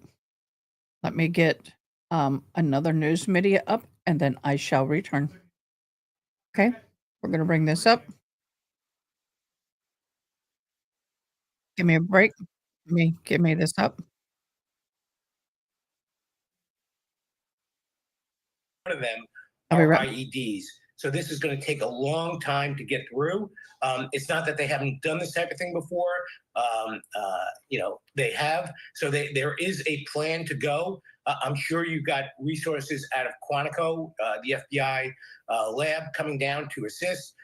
I'm sure you have CERG from FBI, which is the Critical Incident Response Group. They're sending people down, as well, in addition to other agencies from the entire federal government that are going to come down and assist in clearing that location, clearing the French Quarter to make sure everything's safe and secure.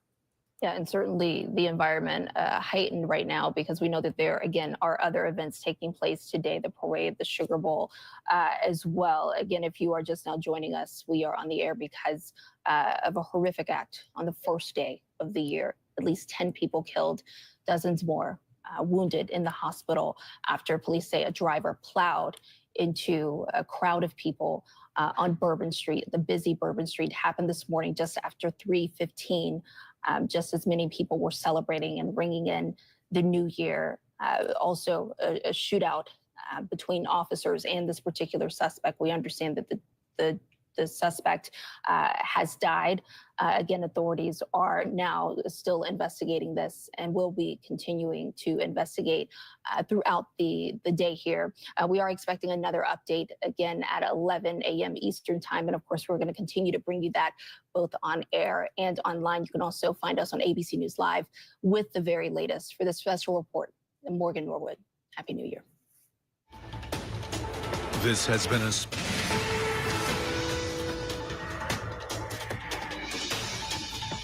Hi, I'm Diana Macedo. Your ABC News Live special coverage of that breaking news in New Orleans. Local police are calling it an act of terror after a man drove a pickup truck through a crowd on Bourbon Street, killing 10 people and injuring dozens. They say the driver then came out of the truck and opened fire on officers, injuring 2 before being shot and killed.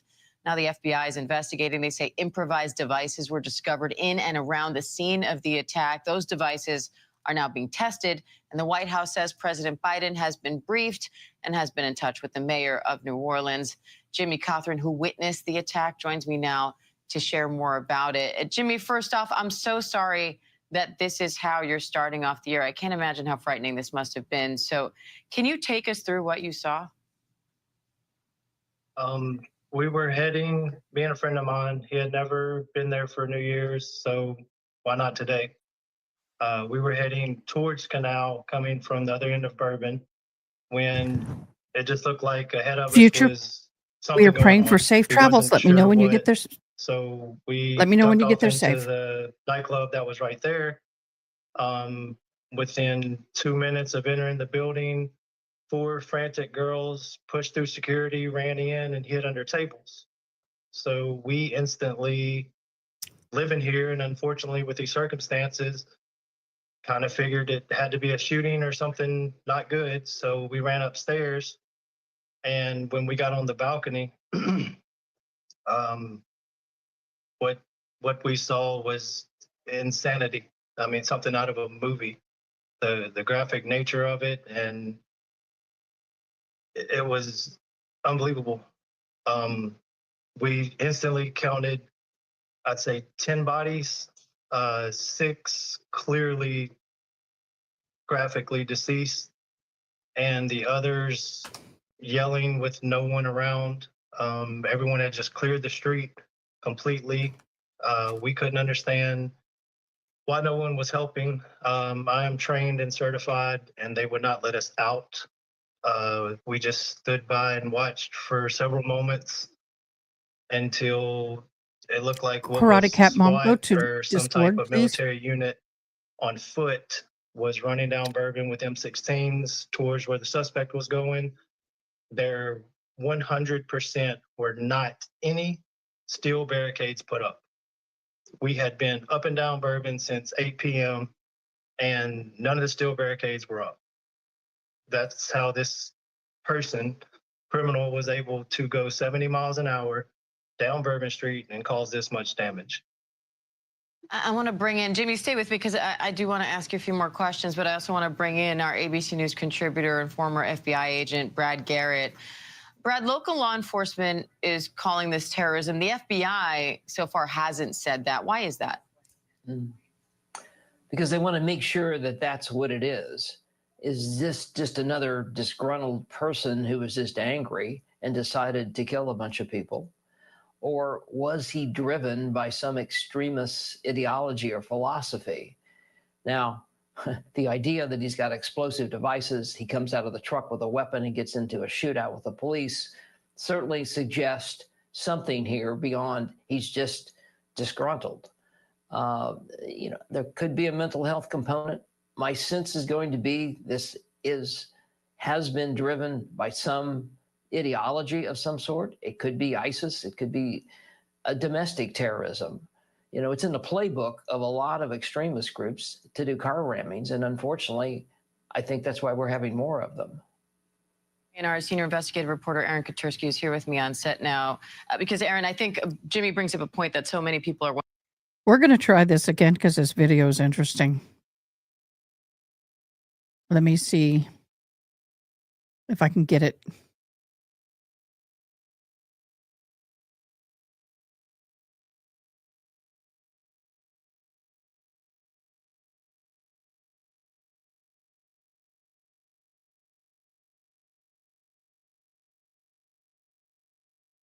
I'm having to do it a little differently, guys.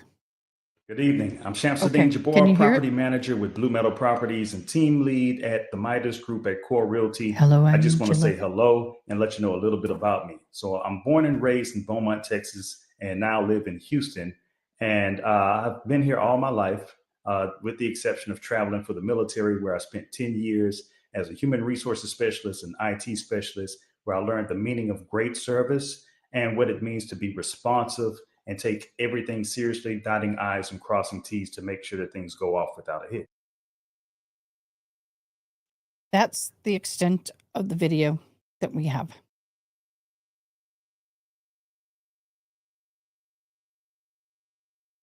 So we know that he grew up in Beaumont, Texas. That is right on the border of Texas and Louisiana. My adoptive parent come from Beaumont. Thank you very much, Credit Cut Mom. We got it. Woohoo! You did great. Not my favorite place in the world. Just saying. Just saying. It smells like chemical paper. Even get access to Bourbon Street. They have a lot of on New paper Year's Eve, when factories, you know lumber there are going to be factories. crowds and crowds of people. How is there not layers deep of security to prevent that from even happening? The police superintendent said there were barriers intended to prevent a vehicle ramming attack, and the suspect was somehow able to get around them and then Angela, accelerate hello, Happy quickly. New Year, If beloved. you look at the make of the vehicle, it appears like perhaps it's an electric vehicle that can accelerate very, very quickly. So even if it was slow getting around some kind of barrier, maybe up onto one of those narrow sidewalks in the French Quarter, maybe it accelerates quickly and gains enough speed to plow through all of those people, killing 10 and injuring the 3 dozen. But that's going to be one of the key questions, because how often in the several days since the German Christmas market attack have police talked about the need to stop that kind of an attack, block intersections sufficiently. And Jimmy, how do you feel now hearing law enforcement say this was intentional, or did you think that immediately when you saw this attack? Oh, absolutely intentional. Like, there's no way you don't know you hit one person, much less 50. Because, I mean, we have 10 dead, over 3 dozen in the hospital. I mean, I was at one perspective and I could count over 10 bodies. And I was at the beginning of it. And what this gentleman saying about going on a narrow sidewalk, for one, it was a gas-powered Ford F-150. 2, we have poles that hold up every single balcony on New Orleans. And if our metal barricades are up, they are pole to pole. There is no, you could barely get a bicycle and a walk path through there. So, Jimmy, I just want to make sure we, for people who aren't from there may not understand all of this. So you're saying there are mechanisms in place to prevent this kind of thing from happening, and you are saying those mechanisms were not in place. Am I hearing you right? Absolutely. They were there. They were not up. They used flimsy plastic triangle style barricades. Like, had those been up, which they commonly are for any other event, especially after the Mardi Gras incident last year, I mean, I greatly feel it could have been prevented, and I will never forget what I saw tonight. I'm sure many people are in those shoes as well, unfortunately, Jimmy. I want to bring in our justice reporter, Alex Mallon. Alex, you have some updates on the FBI investigation. You say they are now looking into this as an act of terror? Yeah, the FBI, Diane, is out with a new statement. I think cleaning up probably that language from the FBI agent who was at that press conference, saying that they are the lead investigative agency on this, and this is being investigated as an act of terrorism. That's, again, they're not saying outright this is an act of terrorism, but that is what this is being investigated as. I think this is kind of just the, the FBI going out there, obviously, when there was kind of confusion with that FBI special agent, seeming to differ from the mayor who called it outright an act of terrorism. Again, as you heard Brad there saying, they're going to look at every motivation of this. Obviously, we're still in the very early stages. They are trying to dig into who the suspect was, his motivations, obviously the fact that there are IEDs that were discovered at the scene. That is something that is going to be really drilled into. We know based on previous investigations into acts of terrorism at major events such as New Year's Day events. I mean, this is something that the FBI will dig into every angle, trying to find out who the suspect is, what motivated him to, go around those barricades. I mean, this is something that if you're somebody who's, planning a terror attack and you're going towards a major venue, you're thinking about, the protective measures that are in place. And Bourbon Street is, there were barricades in place. So there had to have been some kind of, preparation for this, thinking about how he's going to make his way around those barricades to carry out this attack, Diane. Jimmy, I'm curious to know, having seen this attack yourself, what are the big questions you want answered right now from an investigation? I mean, first things first, we know they weren't up. We walked over them. They're every few blocks in the middle of Bourbon. Usually, anytime when you hit Bourbon, you can safely turn your back to Canal Street because that's the first barricade. Like in all of y'all's footage, everyone that's doing footage, that is one of the main shots y'all have is of that superior hydraulic barricade. And that is at the beginning of Bourbon. This guy started right there. And he was able to hit speeds, I would say at least 60, 70 miles an hour. These bodies were mangled and dragged and pushed and thrown. I mean, the images are crazy. And Jimmy, I know this is something. Go ahead. I know this is something that must be difficult to talk about. So I just want to thank you for sharing your story with us. Obviously, as this investigation unfolds, it helps to have this kind of information. So please continue. I didn't mean to interrupt you. I mean, it's just these are all somebody's people that aren't going to be there this morning. And I feel like personally, they could have been prevented. I mean, all of our law enforcement show was on Canal Street. Like when you got to Canal, every of these 300 officers were along Canal Street. Once you got into the French Quarter and into Bourbon, you would see a few here and there, but they had no vehicles. They were on foot. They did have 4 horses running down Bourbon Street. But I mean, that's why they were on foot chasing him when I told you we made it to the balcony. And the video confirms that they were on foot chasing him with M16s, and he was clearly blocks and blocks out of sight. And Jimmy, I want to press more on that with some of our law enforcement contributors. But first, Aaron, I understand you have some new reporting as well. ABC News has learned from multiple law enforcement sources that the devices the FBI said were found in and around the scene on Bourbon Street are apparently viable devices. There is an urgent scan using drones and camera technology to see if there are any additional devices that may have been planted in advance. They don't know that for sure, but that's part of the reason why such a wide radius around the scene has been sealed off to keep people at a safe distance.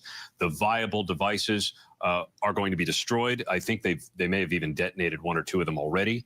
They haven't given us a specific number, but that the devices are viable, apparently, adds another layer of complexity and curiosity to what really was planned here, and all the more urgent to understand the motive. It sure does. And I want to bring in. Hey, I'm going to take a little breather here.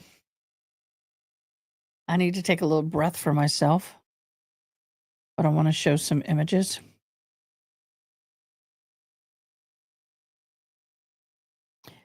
This is the vehicle as it crashed into this lift underneath this balcony.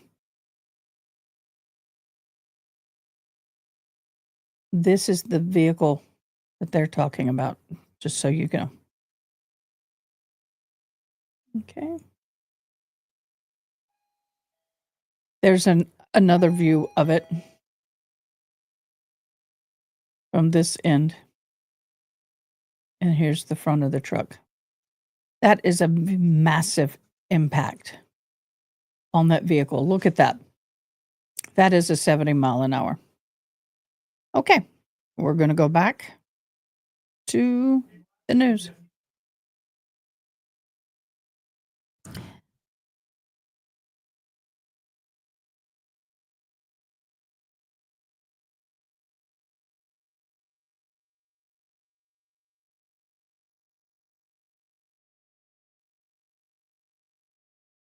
Former NYPD Chief of Detectives Robert Boyce. Robert, I know you worked for many years to secure the scene around Times Square for New Year's Eve. Bourbon Street is that kind of massive celebration for New Year's. What's your reaction to just hearing that this happened and hearing at least one witness account here from Jimmy, who's on with us, describing that he's saying there were no barricades up, and that the law enforcement presence was largely focused on Canal Street, with not all that many officers on Bourbon Street. At least maybe not what you would expect. Well, I certainly understand what Jim was saying. There's no question, and that's probably that's a secondary thing right now. There's immediacy right here.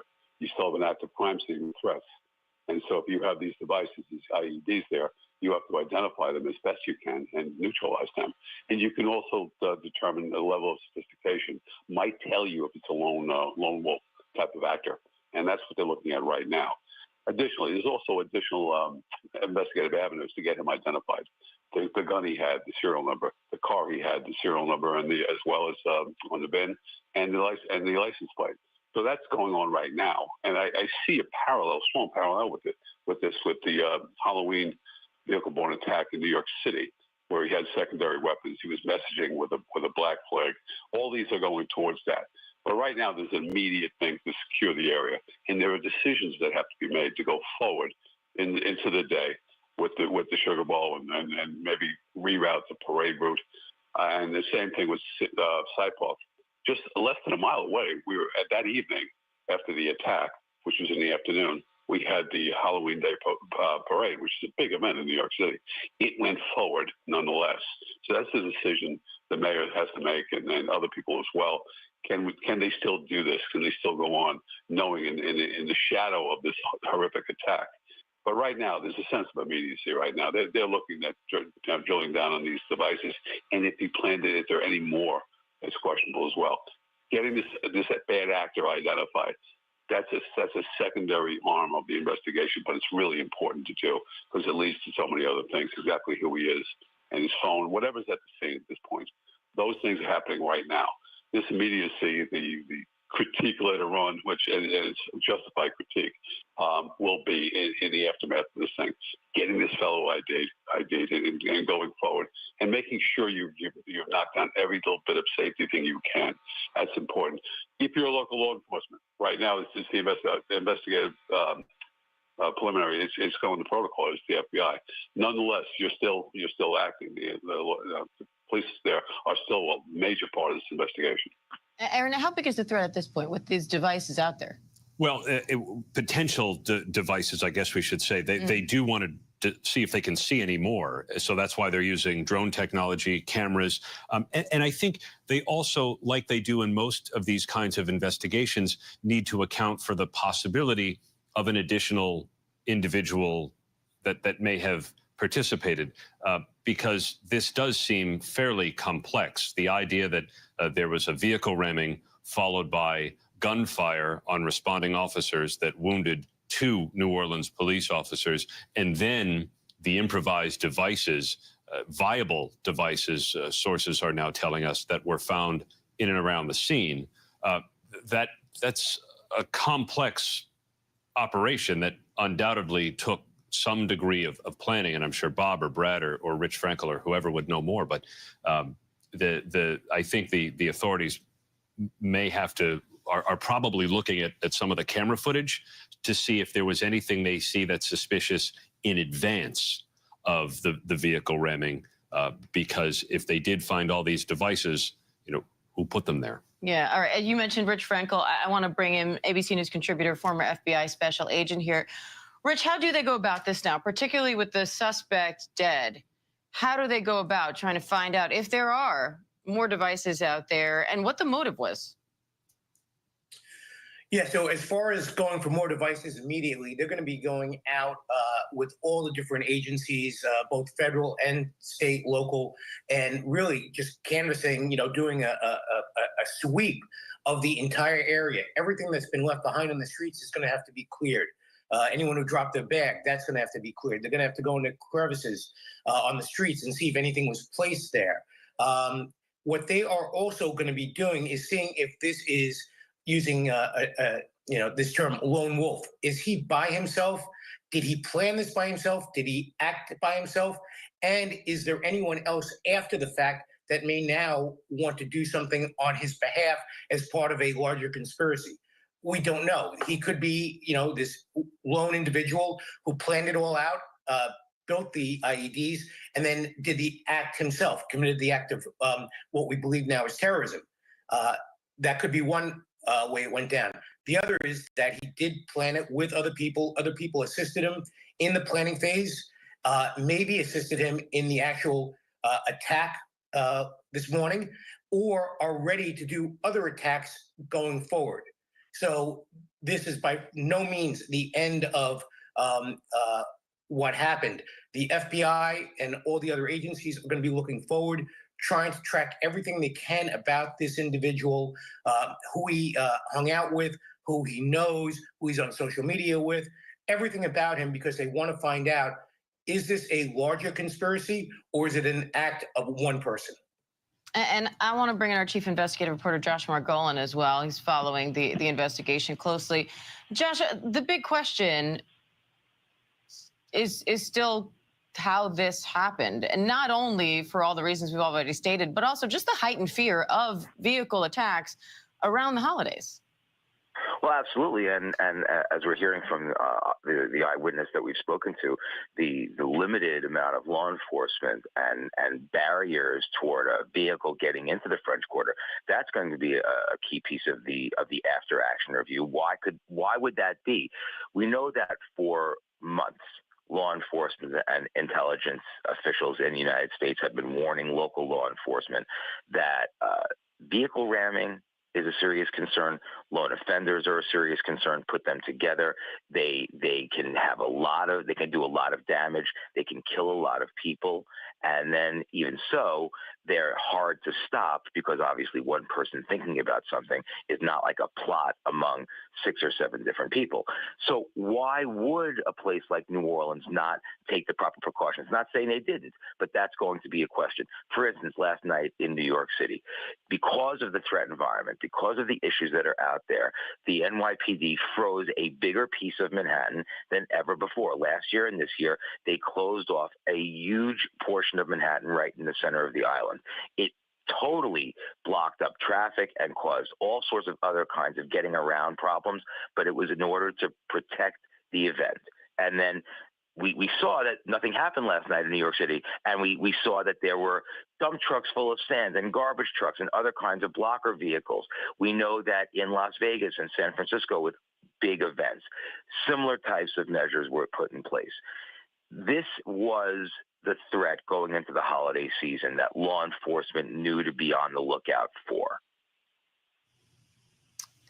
And Aaron, I wonder if we can bring back that still image of the back of the truck, because I noticed a flagpole, or what looks like a flagpole at least, on the back of this pickup truck that rammed this crowd. There, you can see it there. Any more information on that? Well, the authorities certainly noticed it too, and the suspicion is that may be some kind of an ISIS flag, which was also flown on a pickup truck by Saifullah Saipov in a vehicle ramming that killed 8 people on the West Side Highway of New York. But that flagpole or whatever it is, and that potential ISIS flag may be one of the key clues that very quickly enabled the authorities in New Orleans to do 2 things. One, call this an act of terrorism, but also immediately turn over the investigation to make the FBI the lead agency because they believe it's an act of terrorism. And it's those kinds of clues that they look for in the immediate aftermath of the vehicle ramming. So, Jimmy, what happened in the aftermath of what you saw? Because you said you saw that something was wrong, and then you saw police running after the vehicle with guns, and the vehicle sort of pretty far in the distance. Walk me through what happened after that. Once we got to the balcony, like I said, we were, I think, the only ones out there, up there. We were able to see the officers in green with the M16s running down Bourbon from Canal towards the south end of Bourbon. And we were immediately all detained wherever we were. So basically locked into the nightclubs that we were in for about an hour, hour and a half while they processed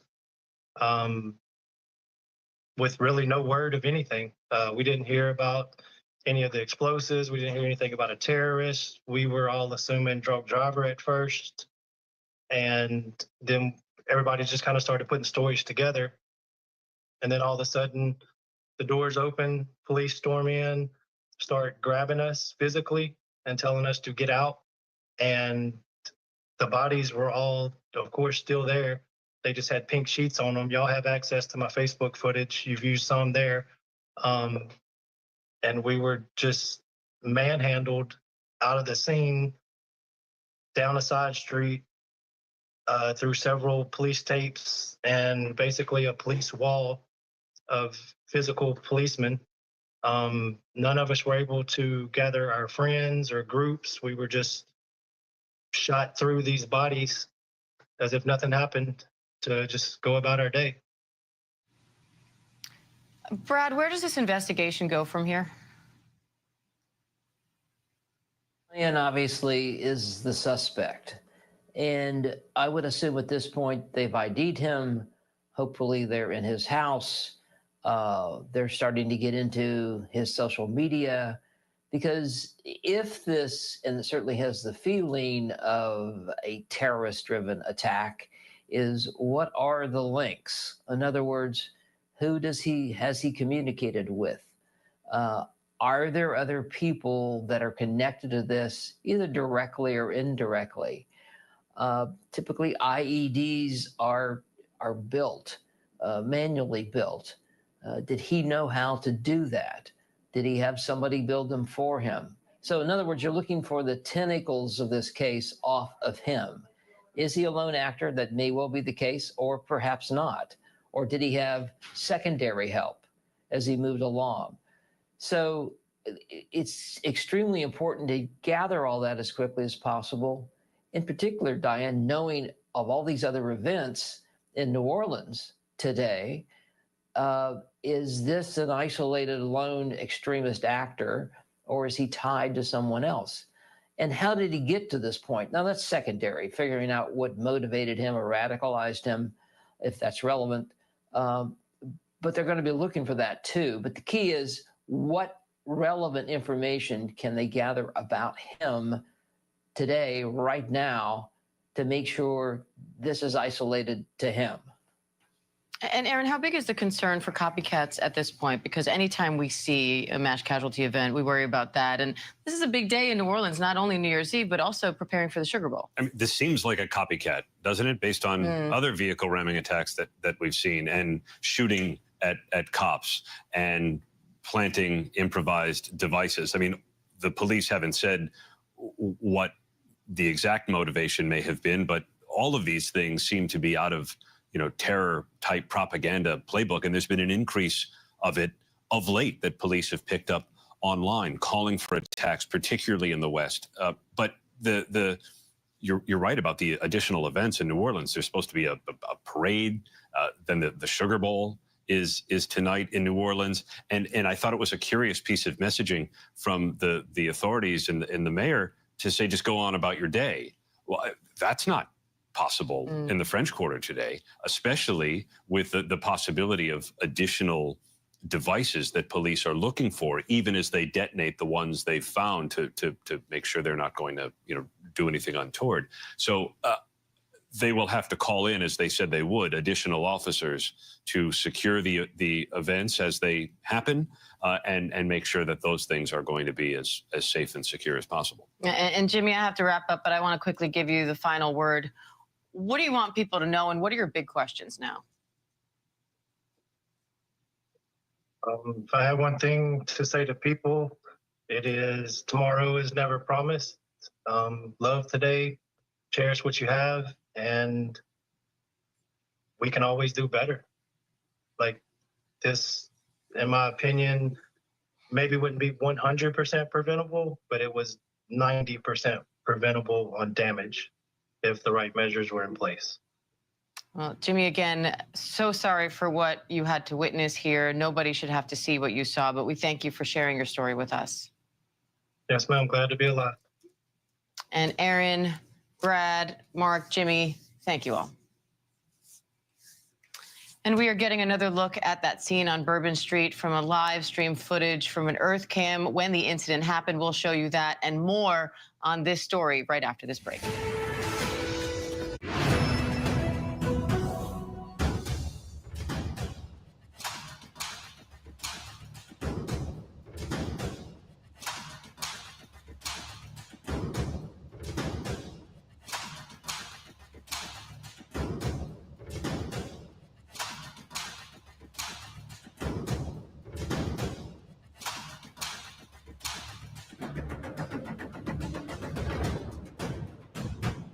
is America's most watched newscast. The news never stops. We are here in Israel, a nation at war. Hurricane Helene screaming across the state, and that's why ABC News Live never stops. Taking you to the center of the story as news breaks live. ABC News Live is there for you all morning live, right there, as events unfold across the day, breaking down the day's top stories. ABC News Live Prime going there, wherever the story is. And ABC News Live lighting up the weekend. ABC News Live. Because the news never stops. Whenever, wherever news breaks, it's so important to always remember that lives are changed. Here in London, in Buffalo, Uvalde, Texas, Edinburgh, Scotland. Reporting from Rolling Fork, Mississippi, Ukrainian refugees here in Warsaw. We're heading to a small community outside of Mexico City, getting you behind the stories as they happen. ABC News Live Prime. We'll take you there. Stream ABC News Live weeknights wherever you stream your news. Only on ABC News Live. Why do so many people start their day here? From ABC News, this is Start Here. To be in the know and get a different take on the day's top stories. A lot of news today, so let's get into it. Listen now to the Daily News Podcast honored with 4 Edward R. Murrow Awards and see why the New York Times calls it a news podcast worth listening to. Start Here, ABC News. Make it your daily first listen. Now, that's a Hey guys, how are you? Sorry about that. I have an important situation I'm kind of taking care of here. I don't know why we're going through all these commercials, but here we go. Diane, are you doing okay? We counted 10, and at least 6 were instantly. Okay, why don't you go ahead and say clearly goodbye? deceased, I'm going to keep this up and running. And they were trying Everybody, we to appreciate you, Diane. Love and get everybody appreciate. just We to will stay see you inside, soon. but Give Margie my everyone love. had just completely disappeared. Like after these people ran over, Love you. I think we were the Okay, only guys, ones I'm going to keep this running outside for a on the moment. I have balcony. to do a quick little research, and And we took you will see video me, just but I'll be for right the back. sheer shock. Like you don't see stuff like that on city streets, and just no one was helping them. Like that was kind of the first crazy thought we had: is why is no one helping them? They wouldn't let us out, and obviously, like I told you, some were very clearly deceased, but others were yelling out, and it's a lot to process. Yeah, and you can hear how difficult it was for him to process that, Diane, talking about the whole situation in graphic detail, the panic and just the commotion and the chaos that unfolded right there on Bourbon Street in New Orleans, Diane. It sure was. And I know he's raising a lot of questions about the barricades and what was and wasn't set up as well. Morgan, we're going to dig a little deeper into that. But I want to bring back Aaron Katursi because, Aaron, not only is New Year's Eve obviously a huge day in New Orleans, a huge day specifically on Bourbon Street, but this is a city also preparing for the Sugar Bowl tonight. And now you're saying there are discussions about whether or not that should even happen. There are ongoing discussions. Multiple law enforcement sources have told ABC News as to whether the game needs to be postponed or outright canceled because of the number of resources it would take to secure it in light of what happened on Bourbon Street overnight. As of now, the game is still on, but the conversations are, can it be played? Can it be played safely, given how distracted the New Orleans Police Department is going to be with this ongoing investigation? They have called in additional officers from neighboring departments from all around the state to help with security. So they, as of now, plan to play the game, but those conversations are ongoing about how you do this safely, because we know in the immediate, most urgent thing is to determine whether there are additional viable devices in addition to the 1 or 2 they may have found already. And I want to bring back former New Orleans Mayor Mark Morial to address that, because, Mayor, you're saying they have to go forward because the goal of terror is to get people to change their behavior, to stop doing things out of fear.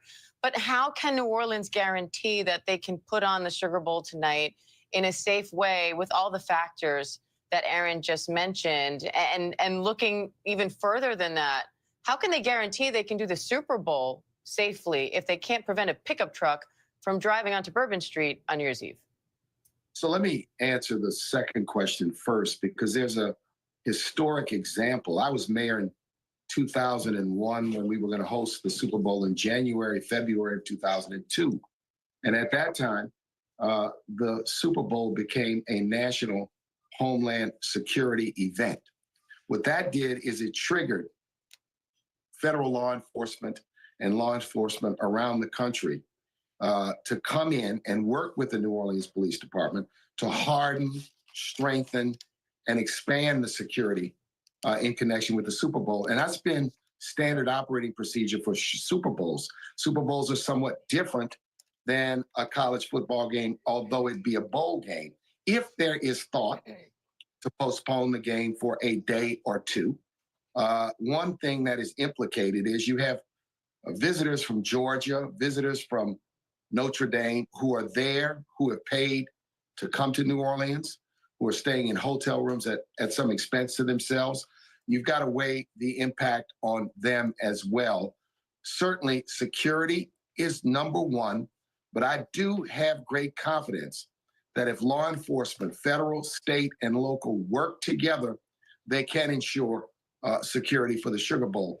It means, I think, that these bowl games and these major college football games may need to be given a National Homeland Security designation like the Super Bowl, because these college bowl games in the playoff is an international, it's a global event with the eyes of the world on New Orleans for a college football game tonight. So I'm hopeful that they will find a way that it can go forward. Of course, if it's going to be postponed for a day or two or three, the implications on all, safety being number one, but the implications and the inconveniences on people have to also be weighed in connection with this. I have confidence that they can make it safe. I have confidence that we need to be strong. New Orleans has to be strong as a city. We need to be strong as Americans and not allow these terrorists and these haters, whoever they are, to interrupt the flow. That's their intent, to disrupt and interrupt. And I want to go to our Chief Justice correspondent, Pierre Thomas. Pierre, the Attorney General is now reacting to this attack. What sticks out to you from his statement? I'm struck by the fact that he felt the need to respond so quickly, Diane. He said, quote, "The country woke up this morning to news of a terrible tragedy in New Orleans that killed at least 10 people and injured many more." He talked about the fact that his heart is broken, but he also gave an update on the resources that are being applied to the situation. Not only is the FBI there, I can now confirm ATF is on the scene as well. And also, interestingly, he pointed out in the statement that the National Security Division of the Justice Department has been activated on this incident. That tells you a lot right there. This is not being treated at all as some sort of random event. This is being treated as having the potential of terrorism, be it tied to international, domestic, or otherwise. Again, all the resources of the federal government now aimed at determining who exactly the suspect is, who he has ties to, what are his connections, to try to come up with a firm statement and answer that they can give to the nation. They know that in a couple of hours, the country is going to want answers as to what is behind us and whether this threat is centralized and local to New Orleans or whether they need to do more nationwide. And I want to bring that point to retired FBI agent and ABC News contributor Richard Frankel, because Richard, how do they go about answering those questions now, particularly with the suspect dead?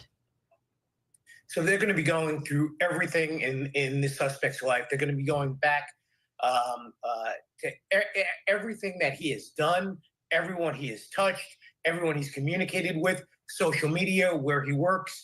They're going to be looking at every single piece of this person's life and seeing if this is an inspired event. In other words, was he online being inspired by one of the terrorist groups overseas? Was he just doing this on his own for another reason? Was he working with others? Was he helped in making the IEDs, or at least being directed in how to make the IEDs? We have seen that in the past where people in the U.S. have built the IEDs, but they've been directed from overseas on how to do that. So they're going to be looking at all of that, and they're going to be looking forward because they want to see if anyone that this individual has been dealing with may also be inspired or be part of this conspiracy and want to do a further act, whether it be at one of the football events or any other event in that area or throughout the United States. And I want to bring in ABC News contributor, former NYPD Chief of Detectives, Robert Boyce, as well. Robert, you worked for many years to secure Times Square on New Year's Eve. I think of the security in New York and how deep it goes, blocks and blocks and blocks. What's your reaction to something like this happening in a place like Bourbon Street, New Orleans, on New Year's Eve? And what do you think law enforcement has to do now? Well, I think, Diane, look at exactly what time it happened, 3:15. That's after, significantly after midnight. So things seem to load, the threat level seems to decrease somewhat. Now, the next night, you have a big night on the Sugar Bowl. So were resources sent home? That has to be looked at as well, just to get them ready for the following night. So these things will be looked at. But in the immediacy is to identify this bad actor, find out who he is, and what his motivation was. And the big thing now is look at what you do have as an investigator. You have the car. Can you trace that back? You have the gun. Can you trace that back? Does he have a phone on him? We have fingerprint devices that we can see if he's on file anywhere to find out who this person is, and then to go back and make the determination. But for right now, it's considered a terrorist attack. And if you look at the whole community of terrorism, you'll see that there's been a lot of activity in Europe over the past year. So you look at these things and you say, okay, this happened here now. Where is this individual? Was he radicalized online? Is he a lone wolf? Or is he part of a bigger conspiracy? These things are important because there's decisions to be made today, whether they're going to go forward with that game. And I agree with the mayor. I think they are going to go forward with the game right now. We did the same thing in New York. On Halloween in 2017, there was a Halloween parade just blocks away from a terrorist attack, and the parade went on. So these things are all being determined right now at very high levels. But right now, everybody's involved here. And you'll see resources from around the state troopers and other police departments coming in to aid the New Orleans Police Department as they go forward into the day. And Pierre, one of the sources of the investigation now is these devices, right? The FBI say they found what appeared to be devices. They say at least one was viable. What's the latest on that, and how much does that pose a current threat? Well, that is the ongoing concern. Are there more devices? You don't want members of the public or anyone else stumbling around and finding anything else that's this dangerous. The other thing is that the gun used in the attack against the police, and we'll note from the AG's statement that a couple of officers were injured in the exchange with the suspect. Again, my sources say clearly the suspect had time, had put some thought into what he was going to do, both in terms of having the gun and the improvised explosive devices. Also, the fact that he determined that he would use the vehicle as a method to kill as many people as possible. Again, sources emphasize that this was such a cold-blooded, intentional act that they've got to get as much information as possible, as soon as possible, to determine whether this person had any kind of regional support, local support, to make sure, again, that this is a contained incident. That is the most important thing right now to make. Hey, everybody. Thank you so much for watching. I'm going to let this keep running for a minute. I have to take a comfort break. I think all the champagne is getting to me from last night, so I shall return, and we'll discuss this a little more. But in the meantime, here you go. This is localized, and there's no one else out there with follow-on attacks coming. We don't have any information to that effect, but my sources are saying that is the key point of emphasis right now. And we do have some footage of the aftermath. I do want to warn anyone watching, this may be graphic and hard to look at. But Richard, I want to ask you about what Pierre just touched on in terms of needing to make sure at this point that this is a contained attack, that this was, a one-person job aimed at this one event, and that this isn't part of a larger scale issue. How do you go about doing that and ensuring that other events, including the Sugar Bowl in New Orleans tonight, if it does go forward, are safe? Well, first off, what they're going to do is they're going to make sure, and it's being done, is that the area in and around the attack is safe and secure, that there are no more IEDs in that area. Then they're going to go to the location where this terrorist, in my opinion, this terrorist was, and see if there's any indications that he may have done other pre-planning for other locations or actually put IEDs out. So that's also happening as we speak. And then on a completely different level, you're going to have FBI, DHS, local PDs, they're going to be going out and securing the facility for the football game tonight. We did this when I was in Newark, when I was in New York. We dealt with the World Series. We've dealt with all the athletic events, at the Meadowlands. This is not unusual for law enforcement to go and make sure that everything is safe and secure. The thing that's going to be different is that they're going to raise the level on this. Everyone's being searched before they come into the games. They may actually take a little bit more time with each person going through. I'm sure that they've gone through the stadium once. They're probably going to be going through the stadium again to make sure that there is no chance of having any IED or any other type of potential incident while at the game. The location of the bowl tonight may be the safest place in the U.S. Because of all the safety and security that all the law enforcement agencies are going to take to make sure that no one is injured there tonight. But again, they're going to be looking very hard at this individual and making sure that he did not do something that may come out in the future, or that there is no one else working with him that may be doing or planning on doing an attack also in the future. And I want to bring that point to ABC News contributor and former FBI agent Brad Garrett, because Brad, Richard just spoke to one part of the equation, which is making sure that this was a contained attack and not part of a larger plan. But there's also the concern about copycats. How worried are you that someone else watching this may now get this idea to try something similar?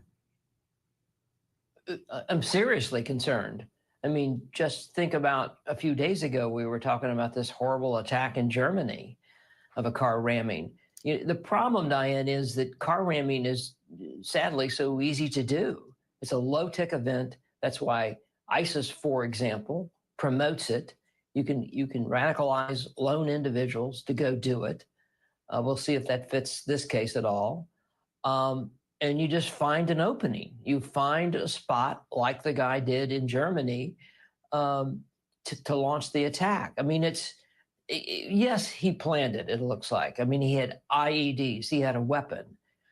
He must have scoped out how he could get around whatever barricades. And Jimmy, the gentleman you were talking to earlier, was talking about that he thought the barricades were totally inadequate, this guy figured that out. He figured out a way. And he didn't wait till late in the morning where there'd be less people. But what might be interesting is, did the security go down after midnight? That's something else they'll look at. But the key here is he planned this, he executed it, he pulled it off. My guess is there was an act two. Why would he have all the IEDs if there's not an act two, which could have made this even worse? But the key is you've got to make sure that you've got everything around this guy. People involved, if there's any, who built the IEDs, and searches of his house, searches of his car, that's already been previously mentioned, but really digging into his social media, which they're going to use analysts, either from the FBI or somebody else, to really drill down on specifically what did he say, what did he write, who does he talk to, things that he has ordered. For example, the components to an IED, you can buy all of them online and it's legal because separately they're not an IED. So all of that becomes important in putting your arms around what you have here. And I want to go back to Elizabeth Schulze at the White House, because, Elizabeth, we mentioned before the president has been briefed. He's been in touch with the mayor. Now we're also hearing from some Louisiana lawmakers, including House Speaker Mike Johnson. What are you hearing on that front? That's right, Diane. House Speaker Mike Johnson saying in a statement that this was a vicious attack on innocent people celebrating the new year in New Orleans. Of course, Mike Johnson is from Louisiana. He says that this is an act of pure evil and justice must be swift for anyone involved in this. We're also hearing from Senator Bill Cassidy of Louisiana. He is vowing a vigorous and prompt response from the federal government to aid in every part of this investigation. I should say, Diane, Mike Johnson is scheduled to meet with President-elect Trump today at Mar-a-Lago. We have yet to hear anything from President-elect Trump on this, but we do know that President Biden continuing to be briefed from the FBI, from the Department of Homeland Security, the White House so far, Diane, calling this just horrific news. All right, Elizabeth Schulze at the White House, thank you. And for those just joining us, we are going through the latest on this attack in New Orleans. 10 people killed overnight after a pickup truck rammed a crowd on Bourbon Street. Dozens more are injured. Police say the suspect then came out of that truck, opened fire on officers, injuring 2 officers. I want to bring in our senior investigative correspondent, Aaron Katursky. Aaron, what's the latest here, and what do we know about the suspect at this point? We know the suspect is dead. We know he was shot and killed by police after he fired on New Orleans police officers who were rushing to the scene after the vehicle ramming. The gunfire exchange seems to have occurred in and around the vehicle. We know the suspect may have fled a bit, and that's where the officers also found the improvised devices, and they are still searching for a number of other potential devices before they're willing to say that the French Quarter is safe. I think for reasons that because police don't fully have a handle on what was intended here, they have to consider the possibility of an additional suspect or suspects, whether this person had any help, because this does appear to be a rather sophisticated operation, or at least something that was well thought out, to have a vehicle ramming attack, to have firearms, to have improvised devices. They're using drones and cameras to go all through the French Quarter to see if they can spot any, but also if they can spot anyone who may have planted them in advance of the vehicle ramming. One suspicion right now is that this was meant as a multi-pronged attack. The vehicle ramming and then firing on anyone who responded, but then also perhaps as ambulances or other officials flooded into the scene, you would have these improvised devices go off. The authorities have no idea, but that's one suspicion right now. I know they're looking into that. And again, 10 people are dead, dozens injured, including 2 officers, and no doubt dozens more witnessed the attack. One of those people is Jimmy Cawthorn. He's joining us right now to tell us a little bit more about what he saw there on Bourbon Street. Jimmy, I know this is really difficult to talk about, so we thank you for sharing your story with us. Can you tell me how this all started and what you saw? Just a regular night. A friend of mine had never experienced New Year's on Bourbon, so I decided to take him. I was the designated driver, so I was sober, remember everything. Everything was fairly normal for a New Year's in New Orleans. We were heading back towards Canal when it looked like just a large commotion or something was going on up there. We weren't really wanting to fight through that. We just figured it was just some nonsense. So we ducked off into a nightclub, and within 2 minutes of being in there, 4 or 5 frantic females run in, duck under tables, get out from under the tables, run some more. So figuring New Orleans for New Orleans, we thought it was a shooting or something going on that was going to follow into this club. We ran upstairs to the balcony, knowing there was a balcony up there and it would be our better spot. And once we got out there, what we seen wasn't anything I wish anyone else to see. Just a melee of movie prop looking bodies, mangled for both directions. The beginning, we were closest to Iberville, so pretty much right where it started. That it's what I would think is its worst, because those people had no heads up, and the footage you're showing there, that is some of the footage that we did not want to share on Facebook. It's not canceled. It's delayed till tomorrow. But that is a mother. She had a wedding ring on her finger. Just the body's positioning, the terrible. And the gentleman down there, he had tire marks on his stomach when they rolled him over to check on him. He also had tire marks on his back. He was completely crushed.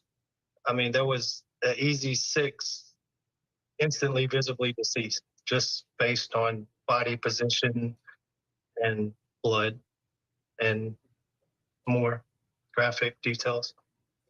And they wouldn't I'm let sorry, us. Virginia Little. I mean, it was minutes, several minutes after witnessing this. They wouldn't let us outside. And I'm trained in CPR, personal response, and all of that due Very to the well nature of my could have been. job. And they wouldn't let anyone go help. And I understand. And also at that time, you had the green military style officers on foot, probably 10 of them running down Bourbon towards the direction the truck went with M16s. They basically kept us where we were for about an hour and a half or so while they secured the scene. And yeah, we were just left in there with our thoughts and visions. Jimmy, you say that after you went up, you saw police following this truck on foot with their guns out. Can you talk to me about what you saw from that point?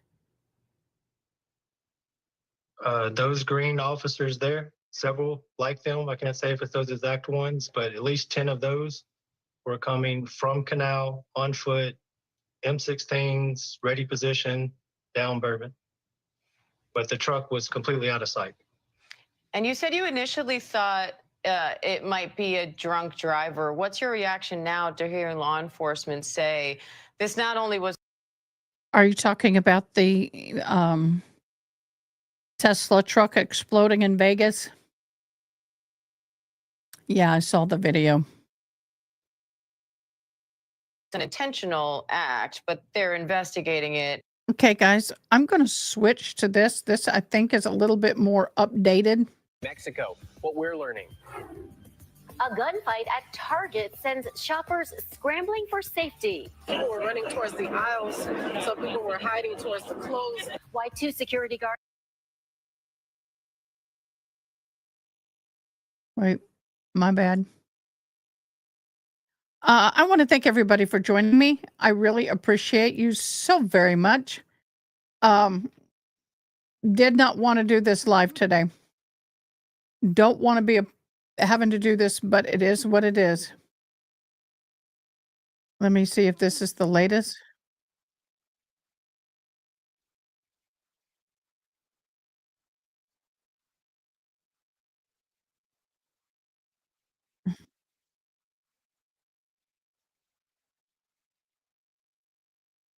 Okay.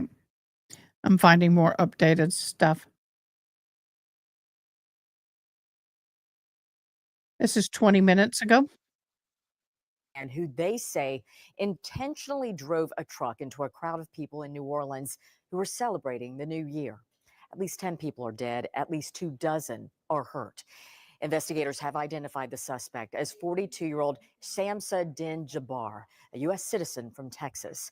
Around 3:15 this morning, FBI agents say he drove a pickup into a crowd of people on the famed Bourbon Street in the French Quarter.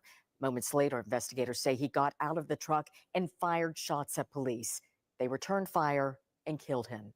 FBI agents say Jabbar was wearing full body gear and a helmet. They say they found an ISIS flag as well as weapons and improvised explosive devices inside his truck. Federal investigators are now working to figure out if he had ties to that terrorist organization. They say they found more IEDs in and around the French Quarter, and they believe Jabbar was not acting alone. They are now searching for accomplices. More information on Jabbar right now. Authorities say he is a U.S. Army veteran, and they're working to determine if he was honorably or dishonorably discharged. The New Orleans police superintendent says the barricades on Bourbon Street were not up at the time, allowing Jabbar to drive into the crowd. They were broken. It was just loud, something really loud, and then I heard more fireworks. I don't know what it was, but apparently it wasn't fireworks. It was right outside our window. We heard this really loud boom sound. I mean, it wasn't fireworks. It wasn't even a gunshot kind of boom. It was a very loud, jarring kind of sound.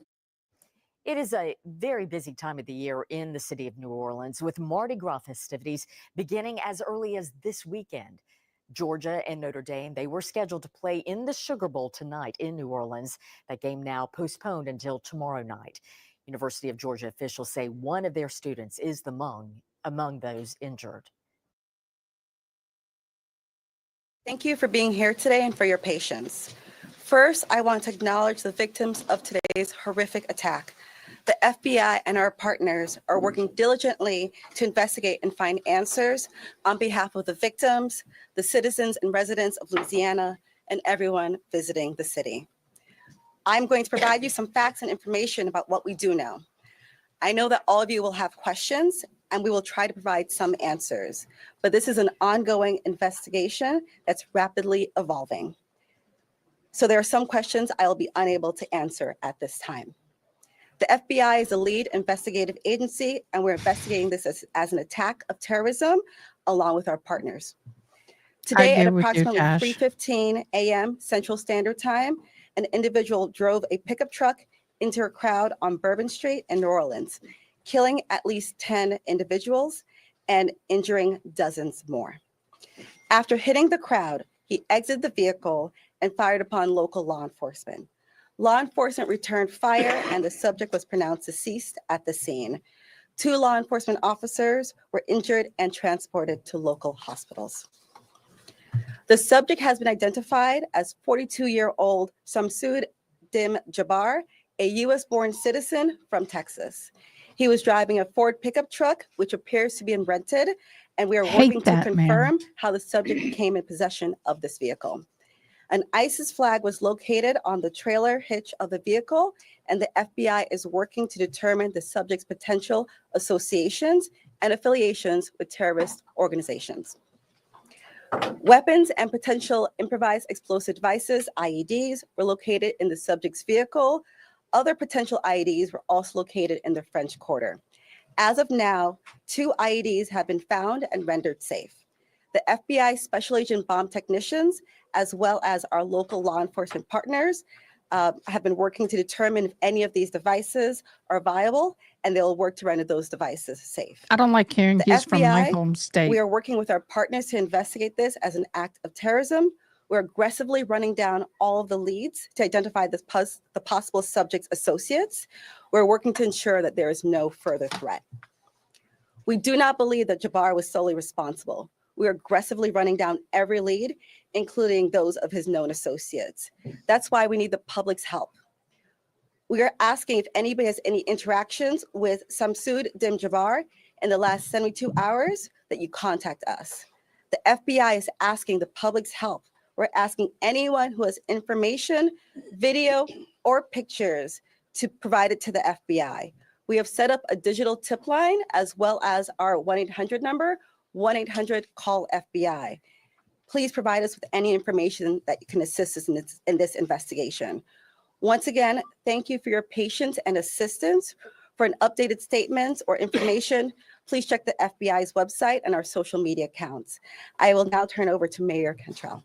Thank you. Thank you very much.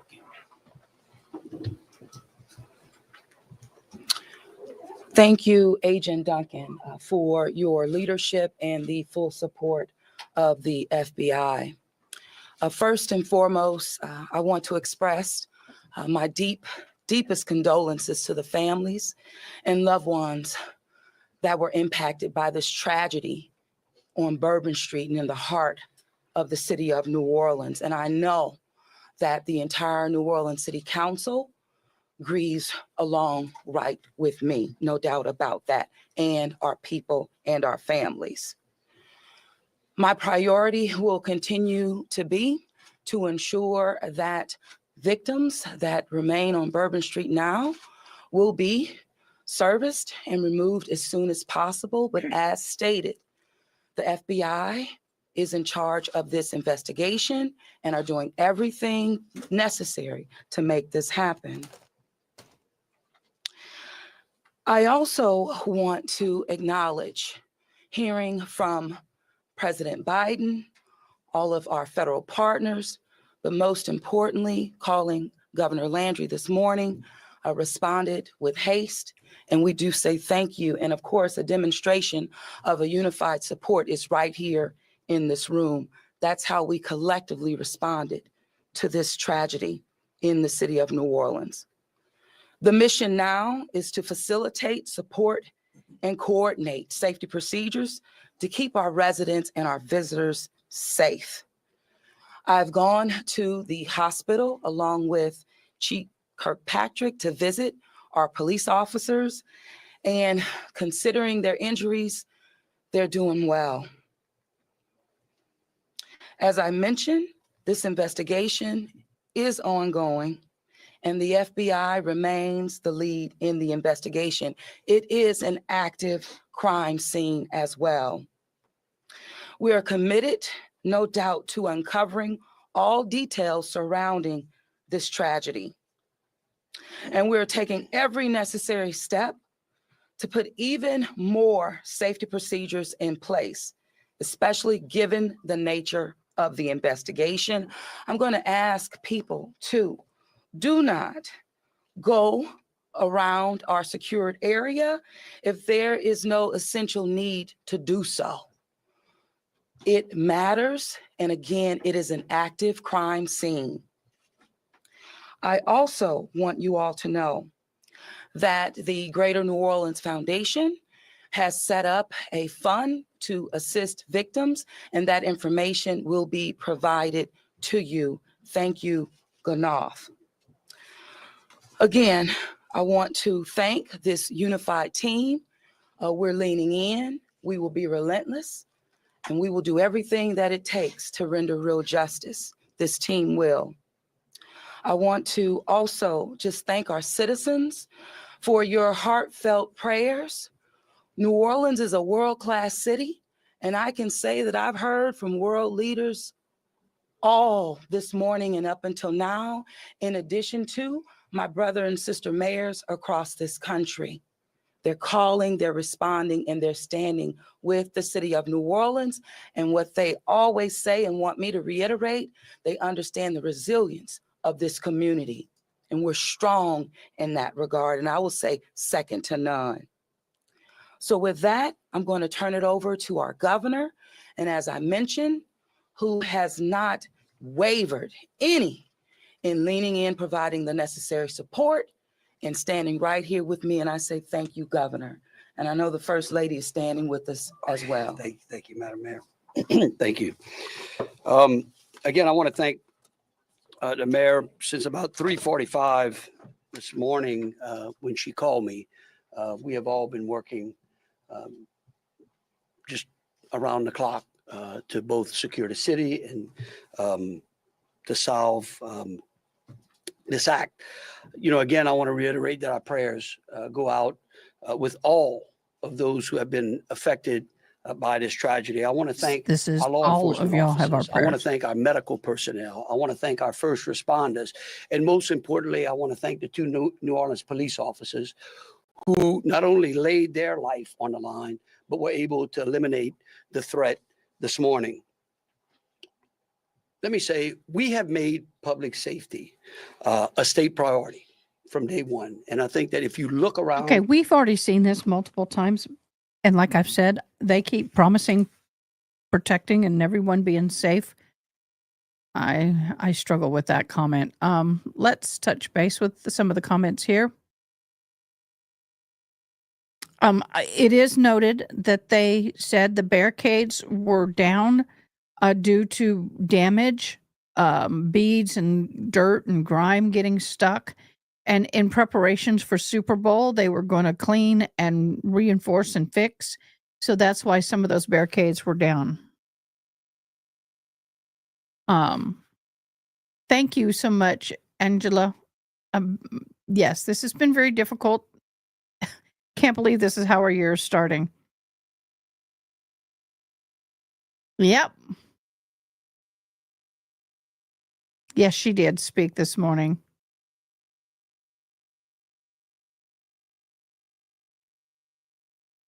Yes, all the unalived are still where they are.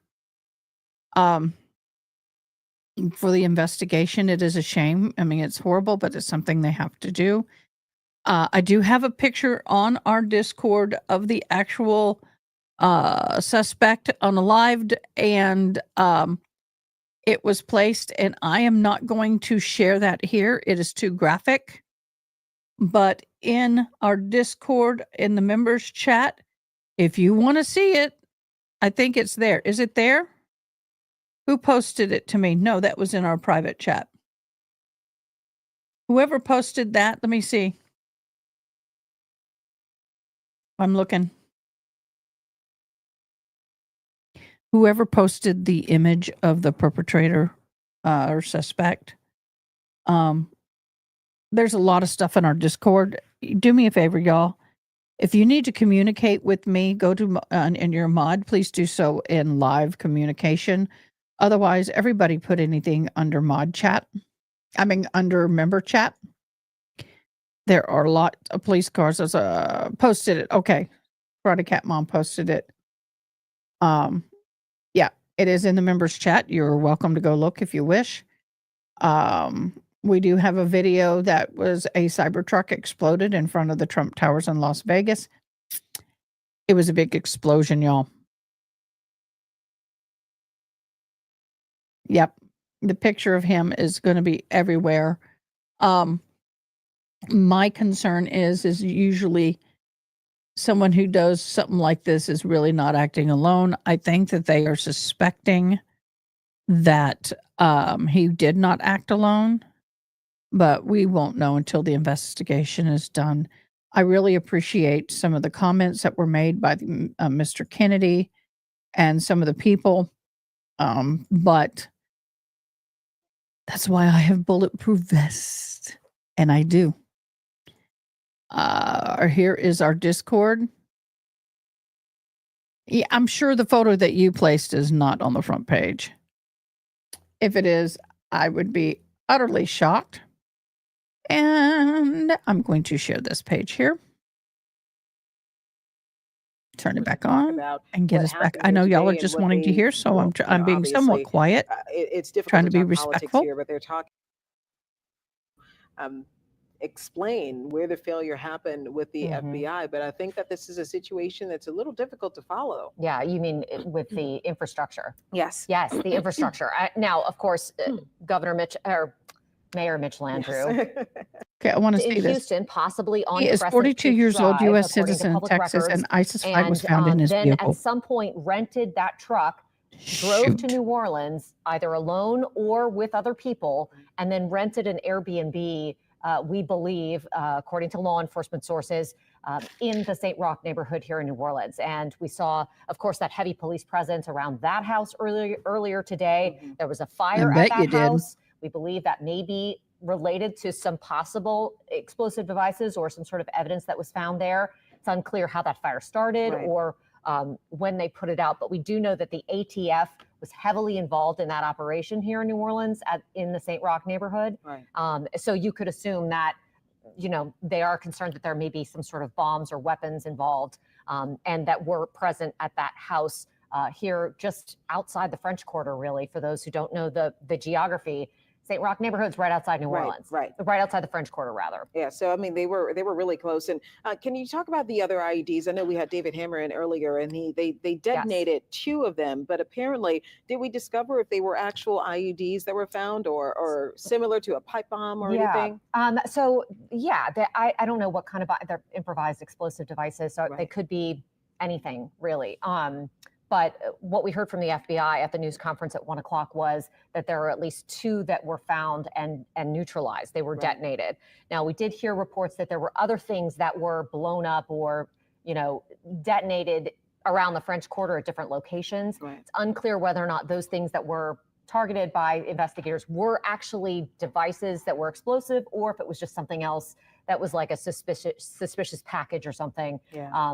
You know, of course, they're going to be they're going to be looking into every single thing that they find here in the quarter for the foreseeable future. And, you know, it kind of sounds like they found two of the actual IEDs that may have been created by these suspects, and that the other things may not necessarily have been. But we also heard, you know, from the Associated Press reporting based on a law enforcement bulletin that was sent to the Louisiana State Police that apparently there's surveillance footage of 4 people, 3 men and a woman, placing those IEDs in the French Quarter. Right, and and that's what made me question the security protocol right now for the French Quarter. I know that the crime scene is mostly on Bourbon Street, as it should be, but are we opening up the French Quarter to everyone right now, or are we waiting until this investigation is complete, or are we only?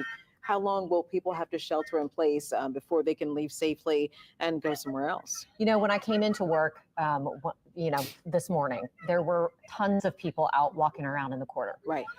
So there were people driving in the quarter, just not in the areas where this terrorist attack happened.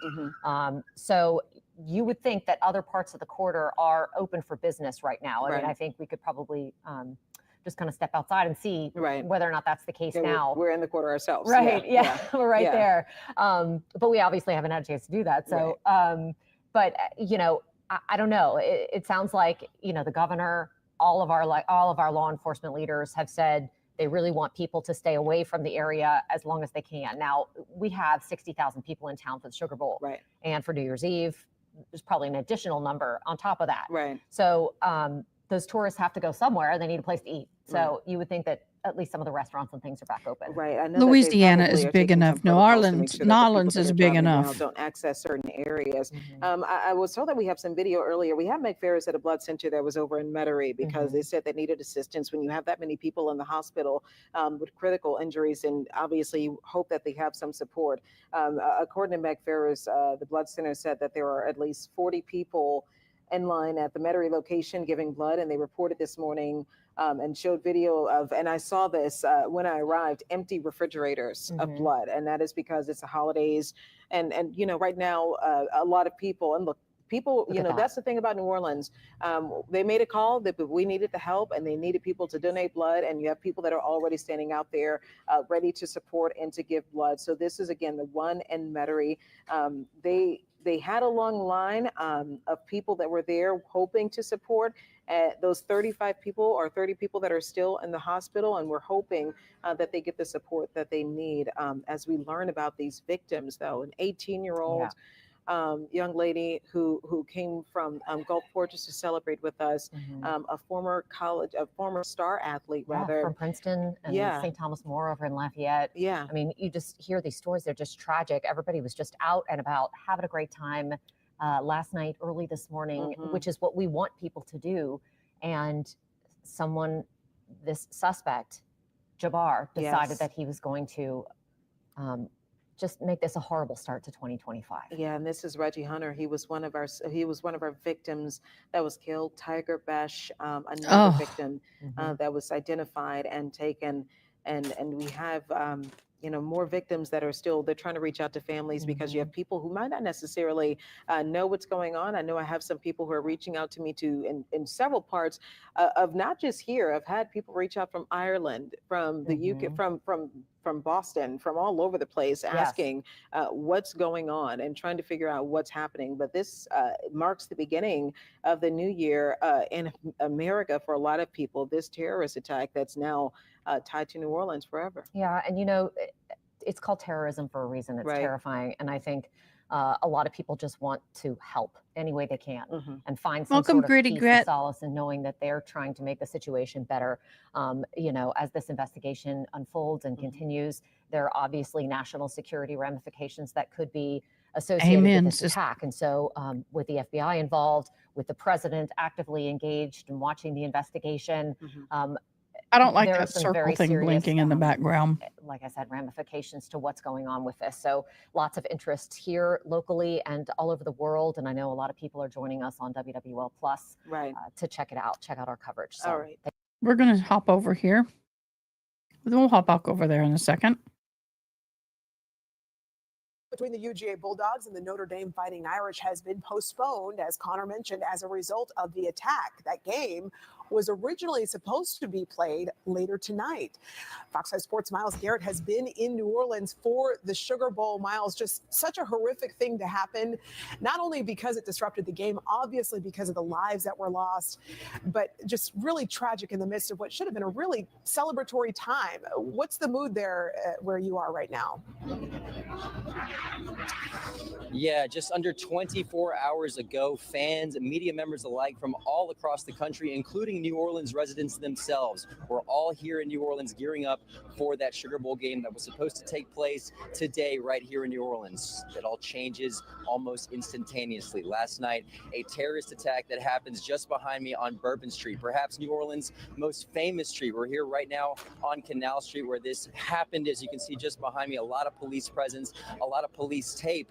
And oddly enough, you just said it, New Year's Eve, everyone is out and about trying to enjoy the festivities. Myself and many other media members as well were out enjoying the festivities, trying to enjoy what was going on. A lot of Georgia and Notre Dame fans alike were all out here. I'm joined right now by another media member, Lance McCurley. Lance, you were here as well. Of course, you are in the Athens area. You cover the Georgia Bulldogs. You were here when the attack was really going on.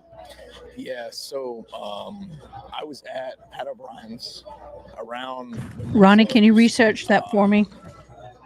And please. There's two sides to Pat O'Brien's. You can enter from Bourbon Street, I think it's St. Peter Street, next to the piano bar. And I was walking out. I just closed my tab. Like you said, I was just out to enjoy myself. Met up with some friends and hang out. And I hear 6 instantaneous gunshots. And time just kind of like stood still for a second. And I kind of looked around. People were running left, people were running right. It happened from behind me. I really couldn't I couldn't move for 10 seconds. And the guy next to me, he said, "Did you hear that?" And I go, "Yeah." He ran towards the shots. It turned out to be I ran the other way. And then like I said, this all happened in a matter of like 20 seconds. I heard 3 more. That from what I probably have collected in my mind, he was, I don't know what kind of gun, shotgun. I heard 6 instantaneous shots from what I would think would be a police issued rifle from the NOPD back at him. So I heard 9 shots overall, and I got out of there. I got out of Dodge, and it was pandemonium, it was chaos, and I've never seen anything like that or been like a part of anything like that at all. And it's just kind of all surreal because I'm trying to process this at the same time.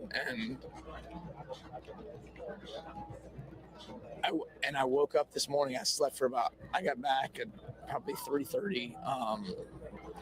I woke up to all of it, and I just thought that it was maybe a drive-by shooting or something. Either someone with a bar fight, someone shot somebody.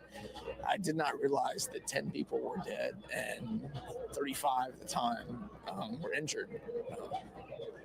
And it was an awful feeling because it could have been me. I called my dad this morning and I told him I loved him because, that could have been me. I would hate to be one of the victims' families that wakes up on the first day of the year that had to deal with that.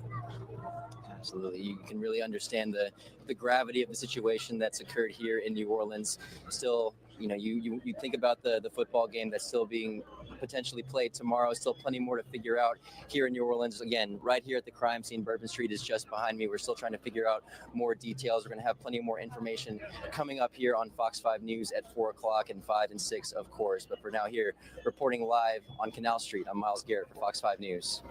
Yeah, Miles, really compelling stuff hearing from that man. And so, y'all, I'm afraid it's just going to get worse.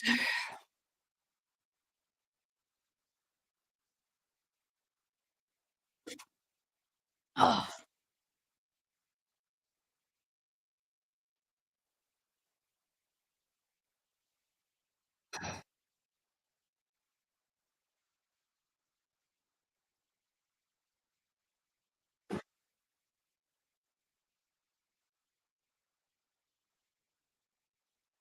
Oh, sorry. Sorry. I'll get it.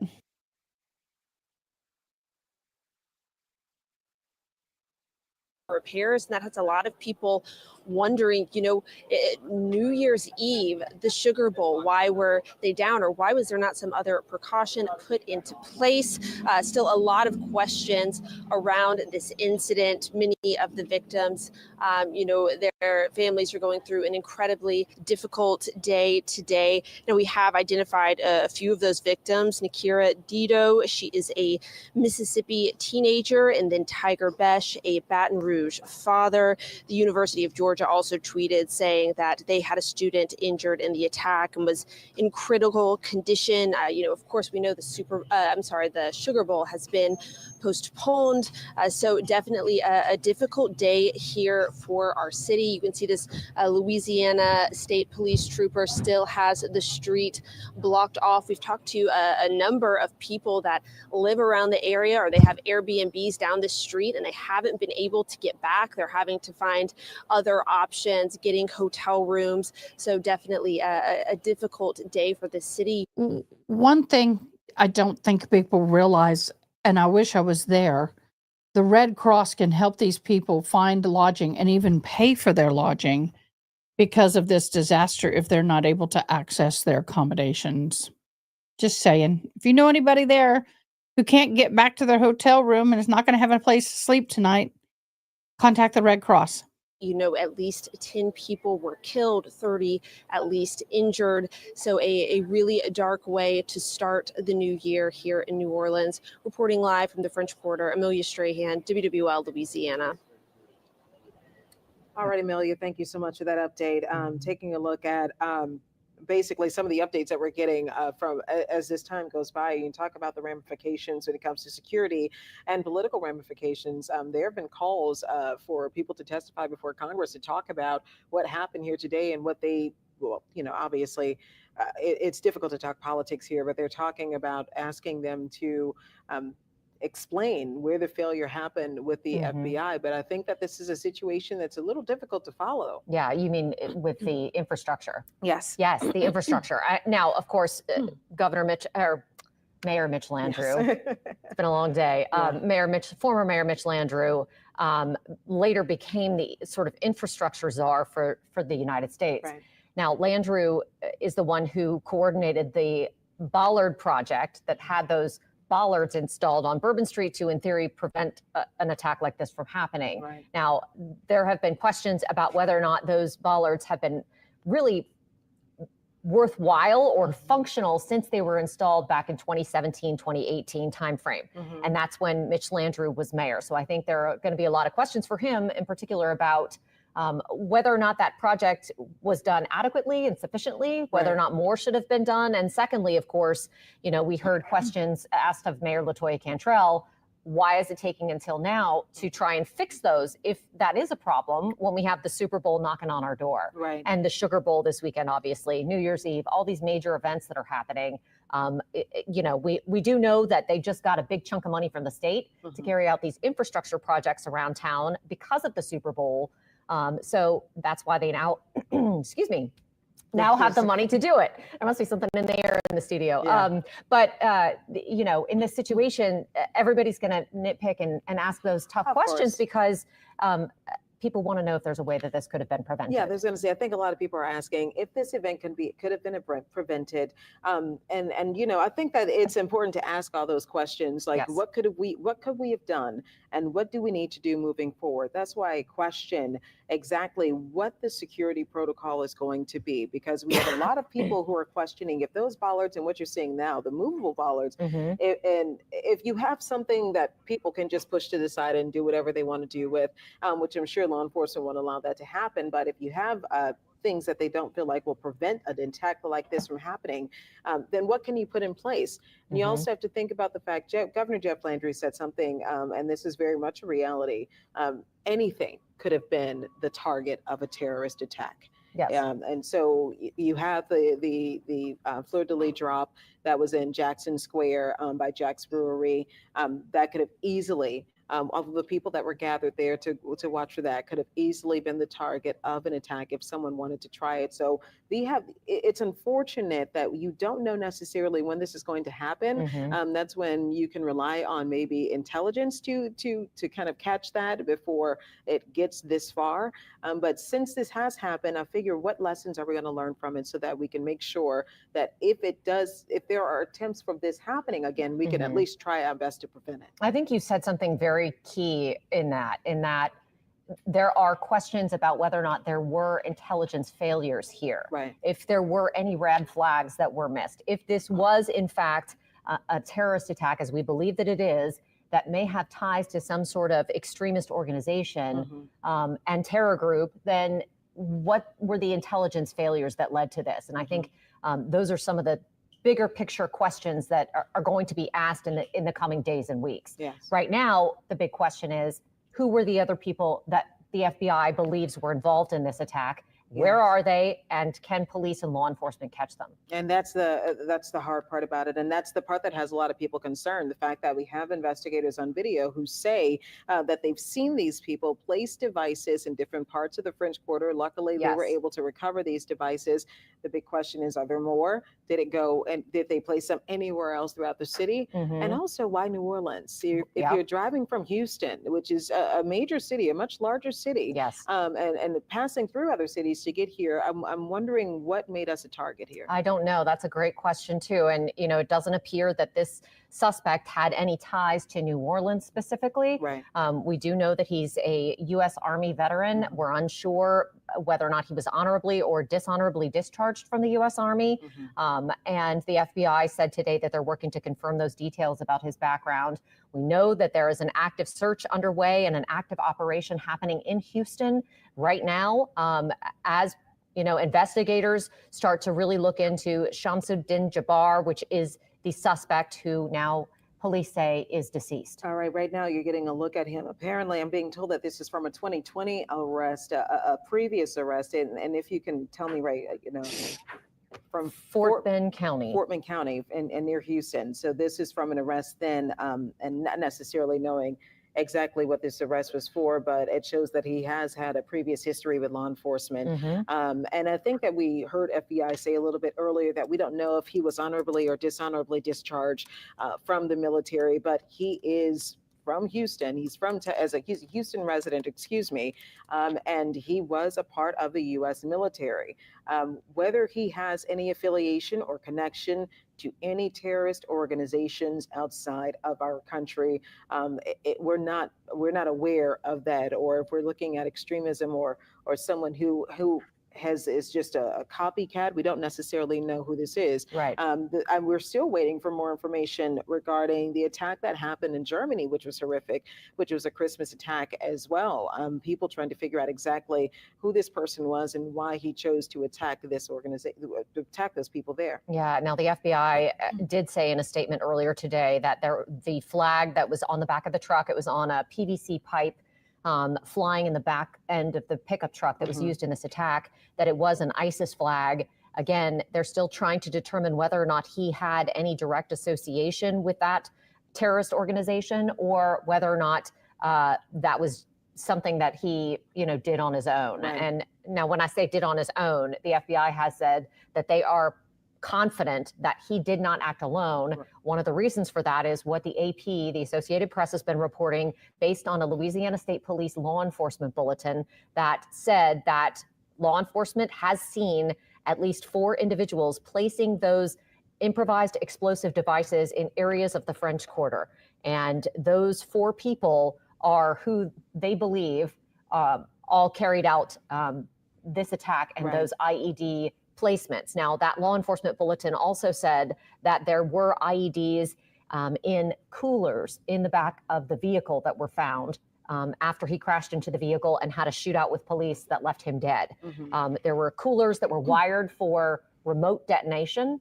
And there was also a remote, apparently, according to the Associated Press's reporting, there was a remote found if you in that have vehicle the as well. So, information, please give in it to theory, us. that would mean that he was hoping to get out and run at some point and then Go to our blow up Discord. that truck. Right. Somebody post our So Discord. the question now There you is, go, Ronnie where did. are these other 3 people that may have been involved in this attack?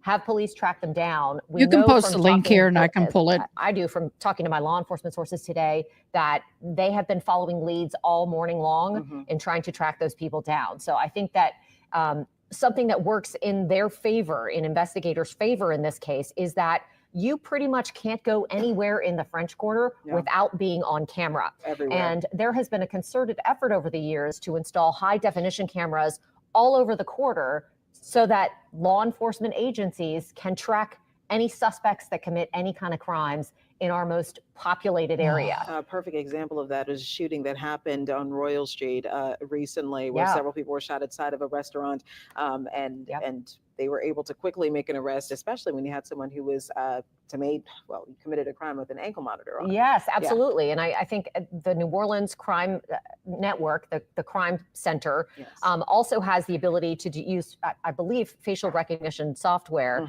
in order to try and put suspects in different locations. So this is a very high-tech law enforcement solution, and this attack was carried out in an area where you have the highest penetration of that, in the city. So hopefully all of those things are going to work in investigators' favor, and you would think that that's how they're following all these leads that they've had throughout the day and carrying out these different things. Now we know, an operation in Houston as well has been going on. So And hopefully that can give us an idea of what brought them from Houston to Louisiana. I believe we have our Mike Pearlstein joining us in studio right now, or he's going to be joining us in the studio in a little bit with a little bit more on his investigation. One of our investigators who's been combing through all of what we've been talking about throughout the morning. But we had Alyssa Curtis also earlier, one of our reporters who's been covering this since the morning. It is 4 o'clock now. This is an event we've been on for several hours now. Something that happened at 3:15 a.m. Yes. This is when a 42-year-old Houston man drove a white pickup truck down Bourbon Street, entering through Canal Street, striking and killing 10 people, and there are 30 others who are currently in the hospital fighting for their lives. absolutely. We hear that the death toll may be much higher than 10 once this all is said and done. New Orleans police said they were still trying to confirm and work with family members, as there were a number of those victims that were in critical condition when they were taken from the scene early this morning. So this video that you're seeing right now is social media, is a surveillance camera footage of that truck driving down Canal Street, and then you'll see it take a right turn right past New Orleans police New Orleans police officers who had a police car parked to stop traffic from going down the street. But New Orleans police say, as you can see right here, that truck drives up onto the sidewalk and just guns it, just accelerates into that crowd of people. And it's so difficult to get out of the way when you see how fast it went down the street. It did not make it very, very far, but you see how fast it went down the street. And I say this, and I said this earlier, at midnight, I'm questioning the timing of this and if they felt like maybe this was an appropriate time to do this. But at midnight, the French Quarter always has a lot of people. There's a lot of heavy traffic. Obviously, this is the New Year holiday, and a lot of people were celebrating for the Sugar Bowl. So you had more people. I can only imagine if we had been around that peak hour. This happened about 3 hours later, but had it been that peak hour, we may be talking about a higher death toll than we are today. Absolutely. And, another fallout from this is that the Sugar Bowl has been postponed. It was supposed to be played tonight at 7:45 in the Superdome. Now that has been postponed or delayed. Investigation is ongoing. And joining us now, CBS News producer Elizabeth Campbell. She is at the Airbnb the attacker rented in New Orleans, where there is a sizable law enforcement presence. Elizabeth. Major, good to be with you. You heard there the investigation is ongoing and the situation is ongoing here. It is very tense. Earlier this morning, there was some smoke seen from the house where the attacker was staying in an Airbnb. They have now evacuated residents. If you can see, if you look down that street, there is a large presence, as you said, as they wait to enter the house. There is bomb squad, FBI, HSI. This is an all hands on deck situation as they wait to try to enter that property to clear any potential IEDs, improvised explosive that they may find, and secure this area. area. Residents are frustrated. It has been going on for hours. It will continue to go on for hours, and the situation here is tense. Elizabeth, based on what you can observe, and I know that there may be some limitations there, do you believe that authorities have entered the property or are still preparing to do that? They are still preparing to do that. We've heard they are waiting on a search warrant before they can enter the property, and that is part of the reason why this is a continued long affair. Of when it will end is unclear. Elizabeth Campbell on the scene for us. Thank you very much. Nicole Skanga and Scott McFarland join me here at the table. Nicole, your thoughts based on what we've heard so far and the things. I've had the free version of Grammarly, but upgrading to Grammarly Premium has been a game changer in my everyday work. Still yet to come. Yeah, Major, very concerning that law enforcement has not ruled out a future threat. You heard the FBI Assistant Special Agent in charge say there, quote, "We are working to ensure no future threat." And the kickoff time delay by 24 hours is an indication of that. It will be interesting to see if kickoff remains at 8:45 p.m. tomorrow. Of the Sugar Bowl. Of the Sugar Bowl, that game between University of Georgia and Notre Dame. This is going to be a huge concern, copycat attacks for law enforcement moving forward. They are tracking many pieces here, a vehicle ramming, potential improvised explosive devices. Past is prologue in politics. It is in Homeland Security too. And on December 23rd, you heard Sam Vinograd mention it before, after that horrific ramming vehicle attack at the German Christmas market, there was a law enforcement bulletin that went out to all law enforcement across the country, warning that lone offenders pose the most likely threat. Kelly, this is about 8 hours drive from me. So no, if you know where San Antonio is and you go northwest an hour on I-10, that's where I'm at. So I'm close to San Antonio. No, it is not super close to me. Thank you, Jesus. We got a couple more videos. I do have a 5:30 hard stop. Of violence to soft targets during the winter holidays. That bulletin here that is in front of me, warning that lone offenders are most likely to target publicly accessible places with perceived lower levels of security, large holiday gatherings and events. It mentions simple tactics, including improvised explosive devices and vehicle ramming. This terrible nightmare now has played out in New Orleans, and certainly officials are going to be concerned in the days and months ahead with so many high-profile security events, the Super Bowl happening in New Orleans, the inauguration coming up, looking forward to the World Cup, to the Olympics. How are they going to secure the nation's cities to ensure that they can lock them down? And the real answer, Major, is that there is no possible way to lock down a city entirely. Speaking with former law enforcement officials today, they say it is truly a tough task. But you're going to see some of those renovation projects, like the one that was underway in New Orleans, play out in other major cities across the United States moving forward. Mark my word.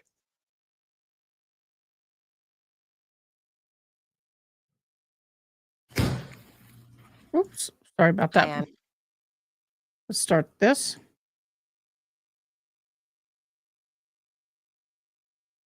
Appeared to have been some confusion at the first media briefing. The mayor called this terrorism, but initially the FBI disagreed. As we know, they are now investigating it as a terrorist attack.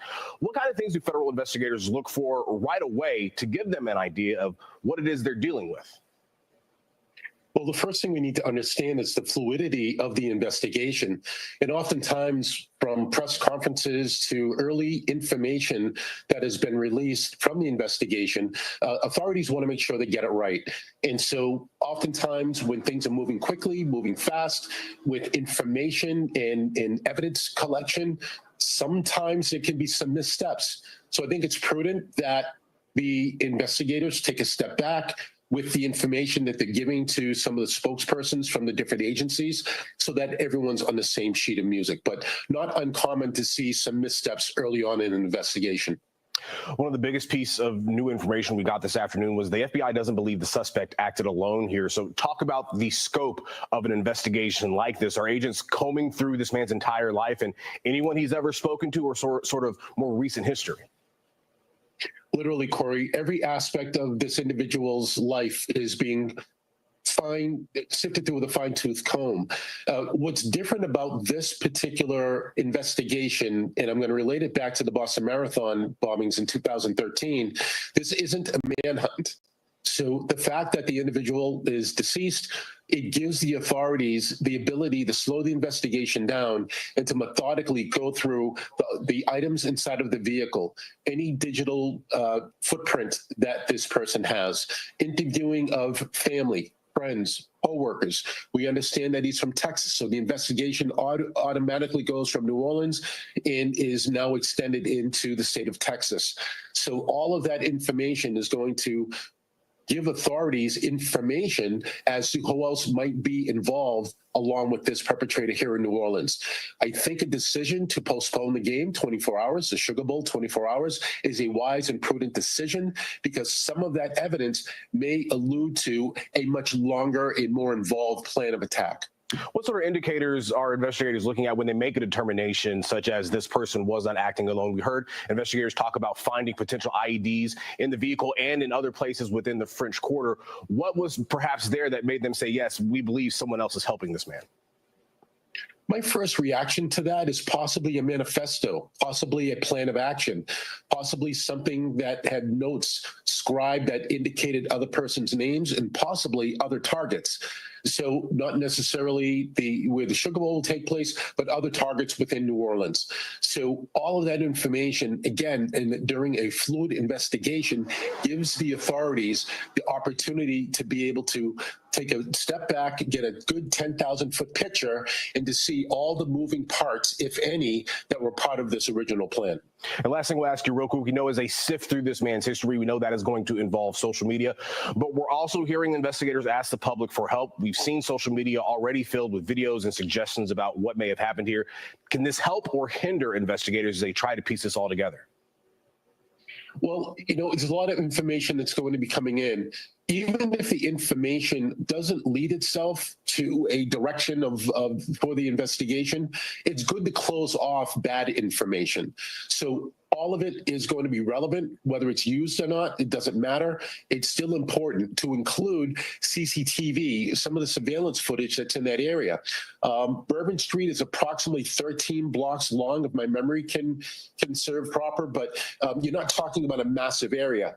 But we also want to know about the roadways leading into that Bourbon Street area in some of the adjacent areas. That's going to also be important as far as the approach of this individual as they made their way in past the security areas of Bourbon You're Street. good, And how he Rudy. was able to breach If I can the learn it, you security, can. fencing and barricades that are in place. All right, security expert Todd McGee. Todd, thank you so much for your insight.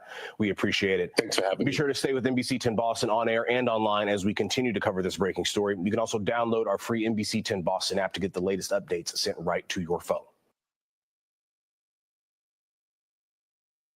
And you can't think about, unhear that. It was chaos and very, very scary. It was pandemonium. It was obviously emergency vehicles everywhere. Police were everywhere. Bodies, folks were just running through the streets. Obviously, they were panicking as well. It was just loud, something really loud. And then I heard more fireworks. I don't know what it was, but apparently it wasn't fireworks. It was right outside our window. I can't imagine we were on that street moments before we were on that street, and that could have been us. The White House says President Biden continues to be briefed on this incident. He's been in touch with the mayor of New Orleans. This all unfolded, of course, on the day that was supposed to be the day of the Sugar Bowl, a major college football playoff game at the New Orleans Superdome. That game has now been postponed to tomorrow, 24 hours, in the wake of today's tragedy. NBC News Justice and Intelligence correspondent Ken Delanian has the latest on the investigation. Ken, let's start there. The Sugar Bowl has been postponed to tomorrow. They said at the press conference it was due to security concerns. What do we know about the search that's maybe going on right now for more suspects that they talked about? And that has to be part of why they postponed the Sugar Bowl. It absolutely was, Kate. But I have some new information since the last time we talked that unfortunately is going to muddy the waters even further. I had a conversation with a law enforcement source after we just spoke on the air, and other colleagues have done the same. And what we're hearing now is that this idea that they were looking at a video that potentially showed other people planting the 2 IEDs that were found in New Orleans, that may have been a misunderstanding, that those may have been just bystanders. And so caution is being urged from our sources about the idea that other people planted those bombs, which is leading to people saying it's not even clear that there were co-conspirators, unless there's other evidence that some of our sources are unaware of.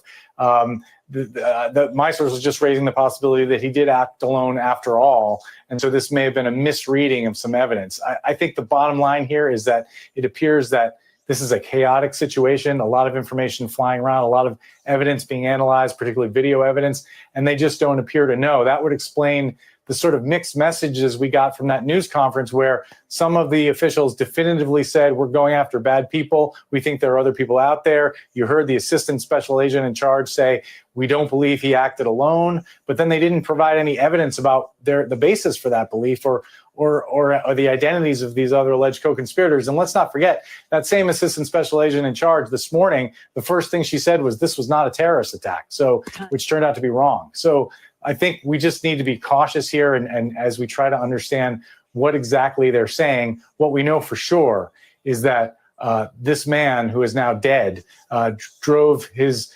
F-150 This guy drove his F-150 pickup that was a rental down it at 3:15 this morning, unaliving 10 people, injuring up to 30, and more people are possibly going to pass away. It is still closed down because of the investigation. The federal government has taken over that investigation. An F-150 Ford pickup truck into a crowd of people at high speeds and killed as many as 10 and perhaps more individuals, injured more than 30, was flying an ISIS flag in one of the most horrific terrorist attacks, if that's in fact what it was, since 9/11 here in the United States. So whatever else happened, that... I disagree. That is not the worst terrorist attack. I disagree. We know, and that's just absolutely It's horrific, horrible. Kate. Thanks for watching. Stay updated about breaking news and top stories on the NBC News app. Could be worse. Is believed to live. Now, right behind me. We want to thank you for joining us. I'm Keith Garvin. We want to get out to our Corley Peel, who is live on the scene that has some ties to this attack. Corley. Hey, Keith, we're out here at the area where that suspect is believed to live. Now, right behind me, we have SWAT right now, an armored vehicle, and we see several SWAT officers outside this home. It looks like they just brought out some people from inside the home. I also see children as well. We're not sure exactly what ties these people have to Jabbar, the suspect, but we are working to learn more. We were told that we had to move our area. We had to move away from the scene about an hour ago, a little over an hour ago, because FBI, SWAT, the Harris County Sheriff's Office, they're out here creating a perimeter around the home. So we're not sure exactly why these people are being asked to move out of their home or what connection they may have, but they are being moved away. The suspect lives a couple houses down to the left here. That's where we saw FBI focusing around his home earlier today before we got moved. But this is an active scene, and we're told that crews will be out here for hours, and we, of course, are monitoring the situation. It does look like these people are being safely moved out of their home. Again, we don't know if they're just neighbors, if something else is going on, but I just saw an officer kind of get out of that SWAT truck just moments ago as well. So it looks like another thing too, though, when we were over by the house earlier, we still have not seen anyone make entry into the suspect's home. So it's unclear exactly when they might enter, what they're looking for, but we do know that this house or this neighborhood has ties to Jabbar. FBI told us earlier today that they have special teams out out here setting up a perimeter around the home. And also they did say that property is connected to the New Year's Eve attack. So a live look here. It does look like everything is safe at the moment. Again, you can see inside that SWAT vehicle, that armored vehicle, we see an officer kind of standing above there, keeping watch on this area. We hear sirens in the area as well. They've been either moving people or we're not exactly sure what's going on. This is all unfolding minute by minute, and we, of course, are on standby, but it does look like some people and children were moved out of a home right here. This does not appear to be where the suspect lived, but a neighboring home as well. So we, of course, are keeping an eye on this situation, and we'll keep you up.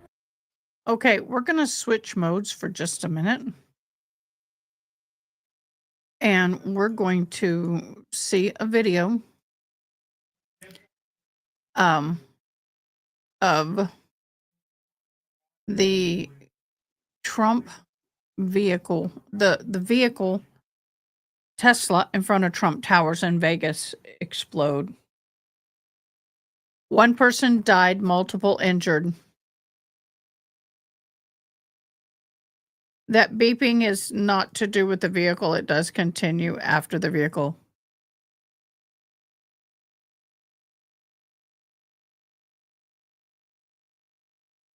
Yeah. Horrid. And I don't think it, and they don't think that was due to a defect.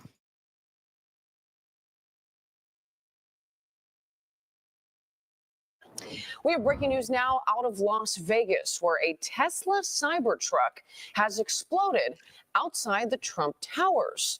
Here you can see investigators on the scene. We know one person inside that vehicle died. 7 others were hurt.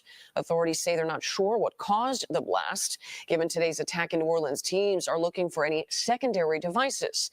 There is no information about the victim at this time.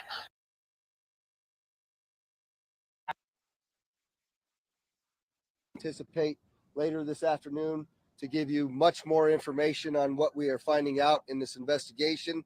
But obviously, a Cybertruck, the Trump Hotel, there's lots of questions that we have to answer as we move forward.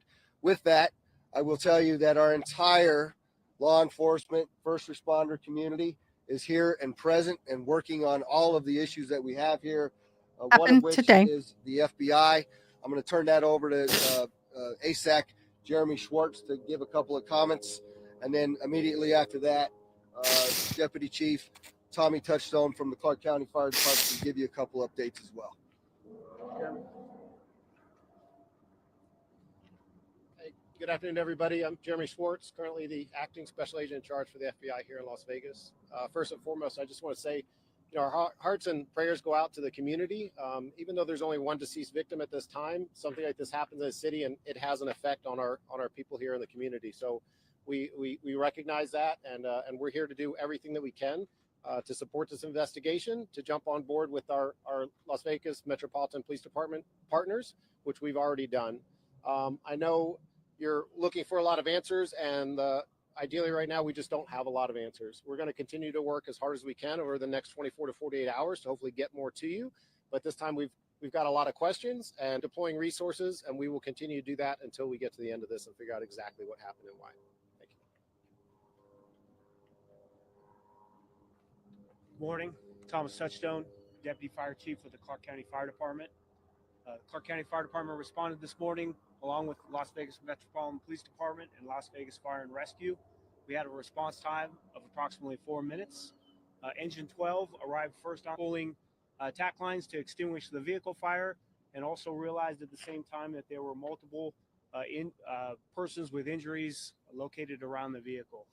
In total, as the sheriff said, there were 7 minor injuries. 2 of The which explosion of the truck was 3 a.m. minor injuries. And New Orleans was 3:15 a.m. Oh my gosh. CCFD's remaining on scene in coordination with Las Vegas Fire and Rescue and Las Vegas Metropolitan Police Department to continue to render the scene safe, to make sure that the Cybertruck is fully extinguished as it is now, and then also to recover the victim from the vehicle. And we'll remain on scene assisting Metro as long as possible. That's all I have. Thank you. also just like to add, I'd like the community to please stay away from the area for right now because we don't know what we don't. Resort partners, as you can imagine, we've had to evacuate the hotel. The vast majority of the people that were staying in the hotel have moved over to the resorts world. I'd like to thank them for their graciousness in hosting these individuals that are also victims in this as well. We'll have another, we'll let you know when the next press conference is going to be with a whole lot more information for you. But until then, I just remind the community, we believe everything is safe now. Thank you very much. It may not be a coincidence. It may be. Okay. I pray I'm not getting sick. We got a lot of bad stuff going around here. I could just be overly tired from last night. For those of you who don't know, I was live from 10 a.m. my time to 2 a.m. my time, ringing in the new year. I did have a little glass of champagne, and it was only about that much in it. Of course, it took me 16 hours. I just sipped every hour. But anyway.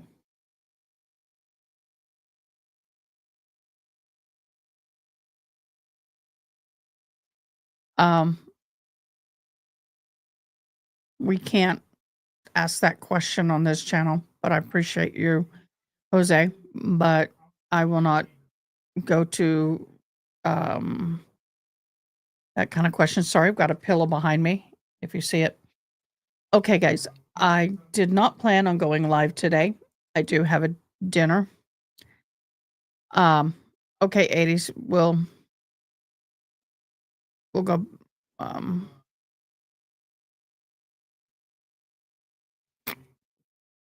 fixing it. And needless to say, I was not going to be live.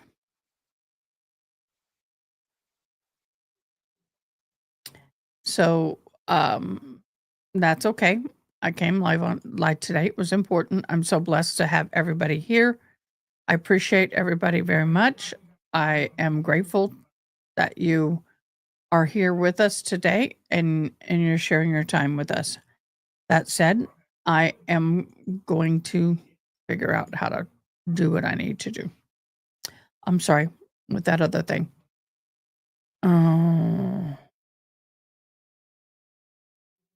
Please go and subscribe. It's free. If you do, you get one entry towards Starbucks tumblers that I give away at the end of every month. If you become a member, you get 5 entries. And if you do super chats, you get 10 per super chat. Unlimited. So I want to thank everybody for joining me today. I will see y'all tomorrow around. Okay.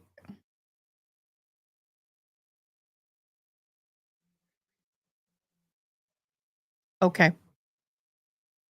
Try and have a good rest of your New Year's Day. I pray this is not going to be indicative of this year. Last year was bad enough. You guys, if you want to get a hold of us or send information, please get a hold of us through our Discord page. It has been posted multiple times, so please visit us there. We are looking forward to seeing you starting again tomorrow. And in the meantime, y'all have a fabulous afternoon and evening. If anything hops up after I have dinner and visit with some friends and family, I'll hop back on. So always click that little bell button and hit all so you know when I go live. In the meantime, I am so humbled and blessed by your presence. I hope to see you tomorrow. Take care of your family and loved ones. And just remember, our tomorrows are never promised. So make sure that you don't go to bed angry with anyone. Resolve what you got to resolve. And tell the people you love them. I'll see you tomorrow. Thank you so much for joining. Thanks for watching. Please comment, like, share, and most importantly, subscribe. I hope you have an awesome day. Till next time, take care.